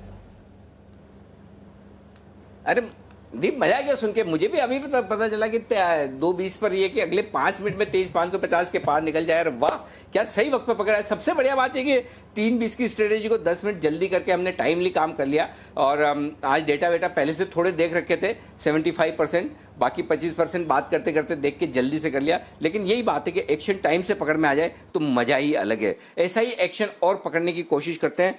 जय तैयार है अपने एक स्टॉक के साथ, जय देंगे। उससे पहले एक बार जल्दी से वागले साहब, Naukri.com, वागले साहब क्या बात है, कमाल ही कर दिया। आज का क्लोजिंग वाले शो का पहला कॉल आपका 3705.10 के आसपास जो आपने Naukri.com खरीदने की राय दी थी, गजब भागे जा रहा है इन्फोसिस। तो क्या करना है सर?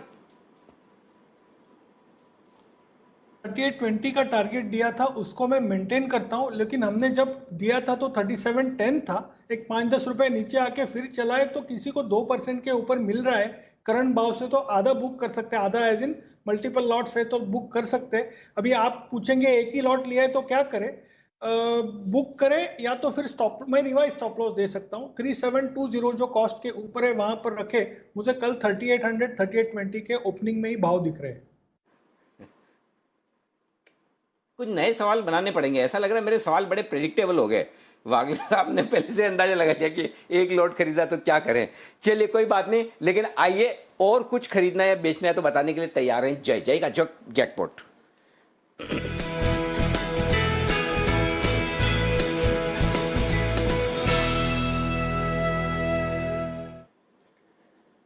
बताएं जय।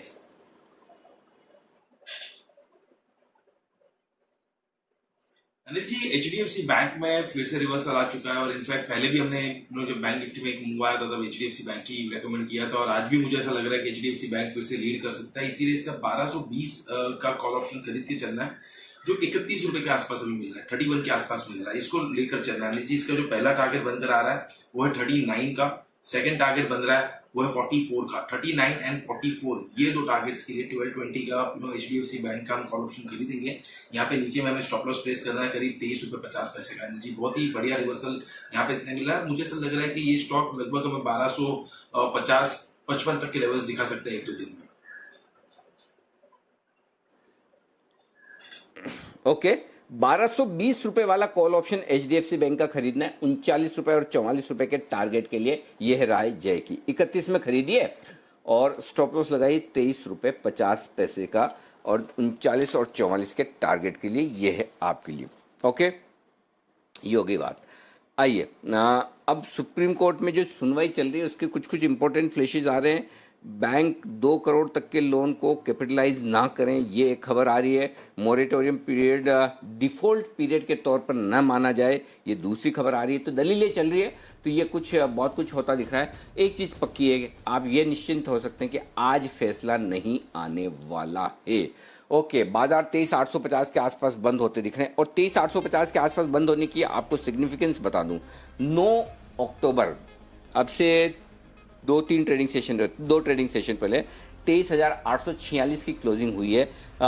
ये सेकंड बेस्ट क्लोजिंग है। एक बार 24,500 बंद हुआ है मार्च के लोज बनाने के बाद में 24,400 के आसपास। उसके मुकाबले में 23,800 अभी जो हमने इस रन में जो तेजी देखी है उसमें 23,846 के सबसे बेस्ट क्लोजिंग मिली है। उसके ऊपर की क्लोजिंग आज मिलने को तैयार है और निफ्टी में 11,934 की बेस्ट क्लोजिंग आपको मिली थी, आज उससे बेहतर मिल रही है। तो आज तो लगातार 10वां दिन है भाई तेजी का। दीप, आज तो 10वां दिन है। कल 9 दिन हुए थे ना, 2018 के बाद लगातार 9 दिन बाजार बंद हुए थे। अब नया डेटा निकालना पड़ेगा। लगातार 10 दिन कब पिछली बार बाजार बंद हुए थे। अरमान हमें डेटा निकाल कर जल्दी बताएंगे। तब तक दीप आगे आप कमान संभालिए। बिल्कुल, और अनिल जी शायद अरमान ने आपको वो डेटा भेज भी दिया होगा सर, एक बार आप देख लीजिए। तब तक मैं मार्केट्स का भी एक फाइनल रन थ्रू कर देता हूँ। काफ़ी बढ़िया रिकवरी आई है, तो सेकंड हाफ आज हमारे लिए काफ़ी एक्टिव रहा और फाइनेंशियल से रिकवरी रीड करी है। बजाज फाइनेंस, बजाज फिनसर्व, इन दोनों ट्विंस में आपने अच्छी खरीदारी देखी है। एचडीएफसी ट्विंस ने भी अच्छा परफॉर्म करा है और साथ ही एचडीएफसी लाइफ भी एक्टिव रहा। एसबीआई लाइफ, एसबीआई कार्ड्स, ये तीनों स्टॉक्स भी एक्टिव रहे और वहां पर भी आपने जबरदस्त खरीदारी देखी है। IndusInd bank, axis bank, ICICI bank, यहां पर भी अच्छी खरीदारी आई है। तो फाइनेंशियल लेड रिकवरी रही है मार्केट्स में, जिसकी वजह से अब हम देख रहे हैं कि लगातार 10वें दिन आपको निफ्टी पॉजिटिव क्लोज दे रहा है और निफ्टी बैंक भी निचले स्तरों से शानदार रिकवरी के बाद क्लोज देने को तैयार है।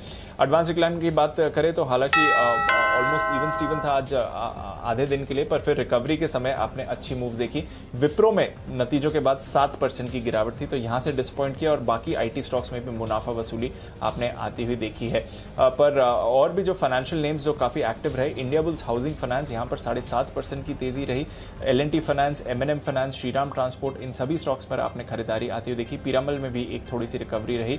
टाटा कंज्यूमर पूरा दिन एक्टिव रहा और इन्फो एज यहां पर आपने नया हाई लगते हुए देखा है। तो अनिल जी, कंज्यूमर स्टॉक्स पर अच्छी एक्शन रही, आईटी में मुनाफा वसूली रही, पर लीडर्स और सेकंड हाफ की रिकवरी पूरी की पूरी बैंक्स और फाइनेंशियल्स की थी सर। और जी सर। हाँ बिल्कुल दीप, और इसे कहते हैं कि जो कुणाल जी लगातार कहते हैं ना कि फार्मा शेयर में क्रांति, मैं कह रहा हूँ ये क्रांति फार्मा शेयर नहीं, मार्केट की क्रांति, बगावत और बदले की भावना से बाजार कैसे ऊपर आता है उसका एक ज्वलंत उदाहरण आज आपने देखा। किस तरह से फर्स्ट हाफ और सेकंड हाफ में बिल्कुल मूड माहौल एकदम यू टर्न और लगातार माफ कीजिएगा, लगातार 10वें दिन बाजार बंद हुआ है तेजी के साथ। आइए सारे एक्सपर्ट्स को एक साथ स्क्रीन पर ले आइए, एक पोल करवाना चाहता हूं। कोई अंदाजा लगा सकता है कि पिछली बार ये लगातार 10 ट्रेडिंग सेशन में निफ्टी कब हरे निशान के साथ बंद हुआ? आप में से कोई एक अंदाजा लगाना चाहता है? जरा जल्दी बताइए, सारे लोगों को लाइए स्क्रीन पर।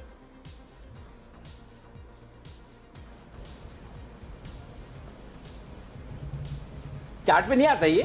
अरे कुणाल जी, मेरे नाम का एक चार्ट पैटर्न बनाओ जिसमें ये बताओ कि कितने समय तक लगातार बाजार तेज हुआ, लंबे लंबे समय तक एक साथ जो ऊपर बंद होता है, वो चार्ट पैटर्न का नाम मेरे नाम पे रखो सर। ऐसा कुछ बढ़िया तेजी वाला पैटर्न मेरा भी तो बनवाओ। आशीष जी से डर डर के आप उनके नाम के पैटर्न बनाते हो, मेरे से कोई डरता नहीं, मेरे नाम का कोई बनाता नहीं है। जी कुणाल जी। अनिल जी देखिए, आपके नाम पर तो पूरा एक अलग अध्याय अनिल जी करना पड़ेगा, पूरा एक अलग सब्जेक्ट बन जाएगा कि किस तरह से ये देख करके बताया जाता है। अनिल जी देखिए, मेरे ख्याल से अनिल जी 2013 में आखिरी बार ऐसा हुआ था। 15 जनवरी 2015। जी बंसल जी, मैं आपके पास आ रहा हूं। 15 जनवरी 2015 से लेके 29 जनवरी 2015, ये वो 14 दिन थे जिसके अंदर 10 ट्रेडिंग सेशन में बाजार लगातार पॉजिटिव बंद हुआ। तो 2015 के बाद 4.5 साल हो गए ना, 4.5 साल हो गए। 4.5 साल बाद ये मामला आया है जब आप वापस से 10 ट्रेडिंग सेशन लगातार मजबूती से बंद हुए। जी बंसल जी, विशेष टिप्पणी आपकी। देखिए अनिल जी, आप अपने आप को अनिल जी अंडर एस्टिमेट कर रहे हैं। आप कहाँ अपने नाम पर पैटर्न और चैप्टर के नाम पे पड़े हुए हैं। जैसा अनिल जी पहले भी 2 साल पहले भी बात हुई थी कि आपके नाम का अध्याय होना चाहिए, और अनिल जी जब भी यह अध्याय लिखा जाएगा तो उस अध्याय के अंदर एक चैप्टर होगा, राकेश कुणाल चार्ट कॉर्नर। तो अनिल जी आप कहाँ चैप्टर के नाम पे पड़े हुए हैं, आपके नाम पे तो अध्याय आएगा। बनाओ मत बंसल जी, बनाओ मत। अध्याय समाप्त हो जाते हैं, आपके पैटर्न जिंदा रहते हैं पीढ़ियों दर पीढ़ियों। जी आशु जी कुछ कह रहे हैं। जी आशु जी। अनिल जी, वो पिछले दिनों में जब वो अमिताभ बच्चन का डायलॉग था ना, तो जेन्युइनली जो मुझे मोस्ट प्रैक्टिकल डायलॉग लगा, जो ट्विटर पे किसी ने भेजा था आपको टैग करके, कि आपके लिए वो सूट करता है कि हम जहाँ खड़े हो जाते हैं बैंक निफ्टी वहीं से शुरू हो जाती है, या कुछ लाइन इस तरह से थी। अनिल जी, जेन्युइनली आपके लिए वो मोस्ट अप्रोप्रिएट है। जो बैंक निफ्टी में आपका कंट्रोल एंड कमांड है ना, जितना मुझे डर लगता है अनिल जी, जेन्युइनली बता रहा हूँ, जितना मुझे डर लगता है उतना आपका कंट्रोल और कमांड है। मतलब अमेजिंग है अनिल जी। नहीं, फिर भी मुझे तो ऐसा लगता है अभी भी मेरे समझ के बाहर की चीज़ है पूरी तरह से। आज भी मतलब ये एक्सट्रीम केसेस में मेरी उम्मीद से कहीं ज़्यादा बढ़िया गिर जाता है, वो मैं थोड़ा डर भी रहता है एक्चुअली। कई बार हमारी जिम्मेदारी होती है, ऐसा लगता है कि कभी ओवर बुलिश हो जाए। ये चीज़ है ना, कई बार हमें समझ में आती, सीखते हैं। जैसे मैं अभी सीखा हाल ही में 3 दिन पहले मझगांव डॉक में, बहुत बुलिश कंपनी, इतनी पसंद है मुझे, बहुत बढ़िया लग रही है। और मैंने सोचा कि इतनी बढ़िया कंपनी का तो दाम ये नहीं होना चाहिए, लेकिन लिस्ट उतनी बढ़िया नहीं। तो समझ में आया कि भाई ठीक है, सब कुछ बढ़िया है, सब बढ़िया, ये मार्केट है, इतना बुलिश नहीं होना चाहिए। तो ये सीखने वाली चीज़ है। इसलिए कई बार बैंक निफ्टी में लगता है जा रहा है, ये 24,000 दिख रहा है, लेकिन थोड़ा धीमे धीमे एक एक करके लेवल दें, ताकि ठीक है कहीं कोई लोग फंसे ना। लेकिन हाँ, जो आपने अभी अमिताभ के डायलॉग की बात की, तो मैं आपको बता दूं मस्ती की पाठशाला में क्या होगा। जो आज हुआ वही होगा। आज ही ऐसा लग रहा है कि बाजार नवरात्रि और दशहरा बनाने के मूड में है, और इस वीकेंड से नवरात्रि की शुरुआत हो रही है। तो इस वीकेंड का मस्ती की पाठशाला का डोज आपका नवरात्रि पर ही होगा।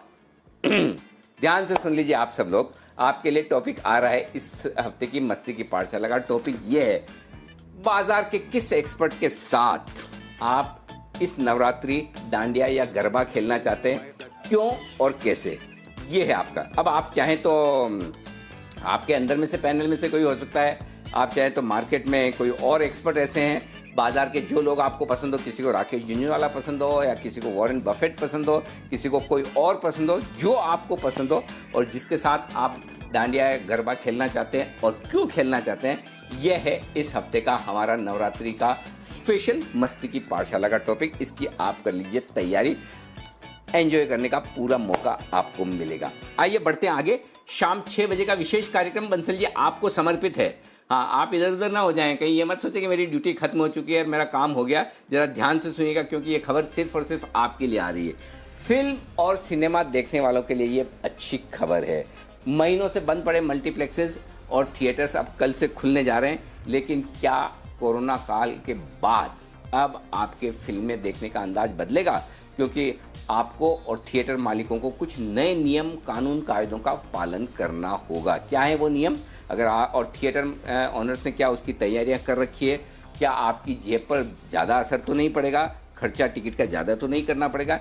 इन सब के अलावा हम बताएंगे आपको एक काम की बात और कि अगर आप फिल्म देखने जा रहे हैं तो तैयारी क्या करें, क्या बच्चों और बुजुर्गों को साथ में ले जाना सेफ है, फिल्म देखते वक्त कुछ खाएं पिएं या ना खाएं पिएं, ध्यान पूरा का पूरा फिल्म में रखें, या बाकी सब आप जो खाने पीने का काम समोसे और पॉपकॉर्न का करते हैं और कोल्ड ड्रिंक का वो करें ना करें। इन सारे सवालों के जवाब देने के लिए कुछ खास मेहमान हमारे साथ कार्यक्रम में होंगे शामिल, जो आपको बेहद आसान भाषा में समझाएंगे। शाम 6 बजे जरूर देखिएगा। शाम 6 बजे का ये शो है बड़ा पर्दा पीछे की तैयारी। आपके मन में भी कोई सवाल है, राय देना चाहते हैं तो आपकी खबर आपका फायदा में जरूर हमें अपने सुझाव भेजिए।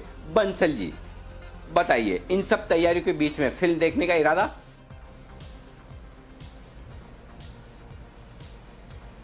देखिए अनिल जी, इन सब तैयारियों में अनिल जी सबसे बड़ा एडवांटेज अनिल जी मूवी देखने का सिर्फ एक ही है, अगर कोई रिस्क लेता है तो, कि अनिल जी इस समय बाहर का आप जेब में जैसे गज्जक हुई, काजू बादाम कुछ जेब में डाल के ले जाएंगे तो कोई चेकिंग तो करेगा नहीं हाथ लगा के, ना चेकिंग करने वाला आएगा ना अनिल जी को चेकिंग कराएगा।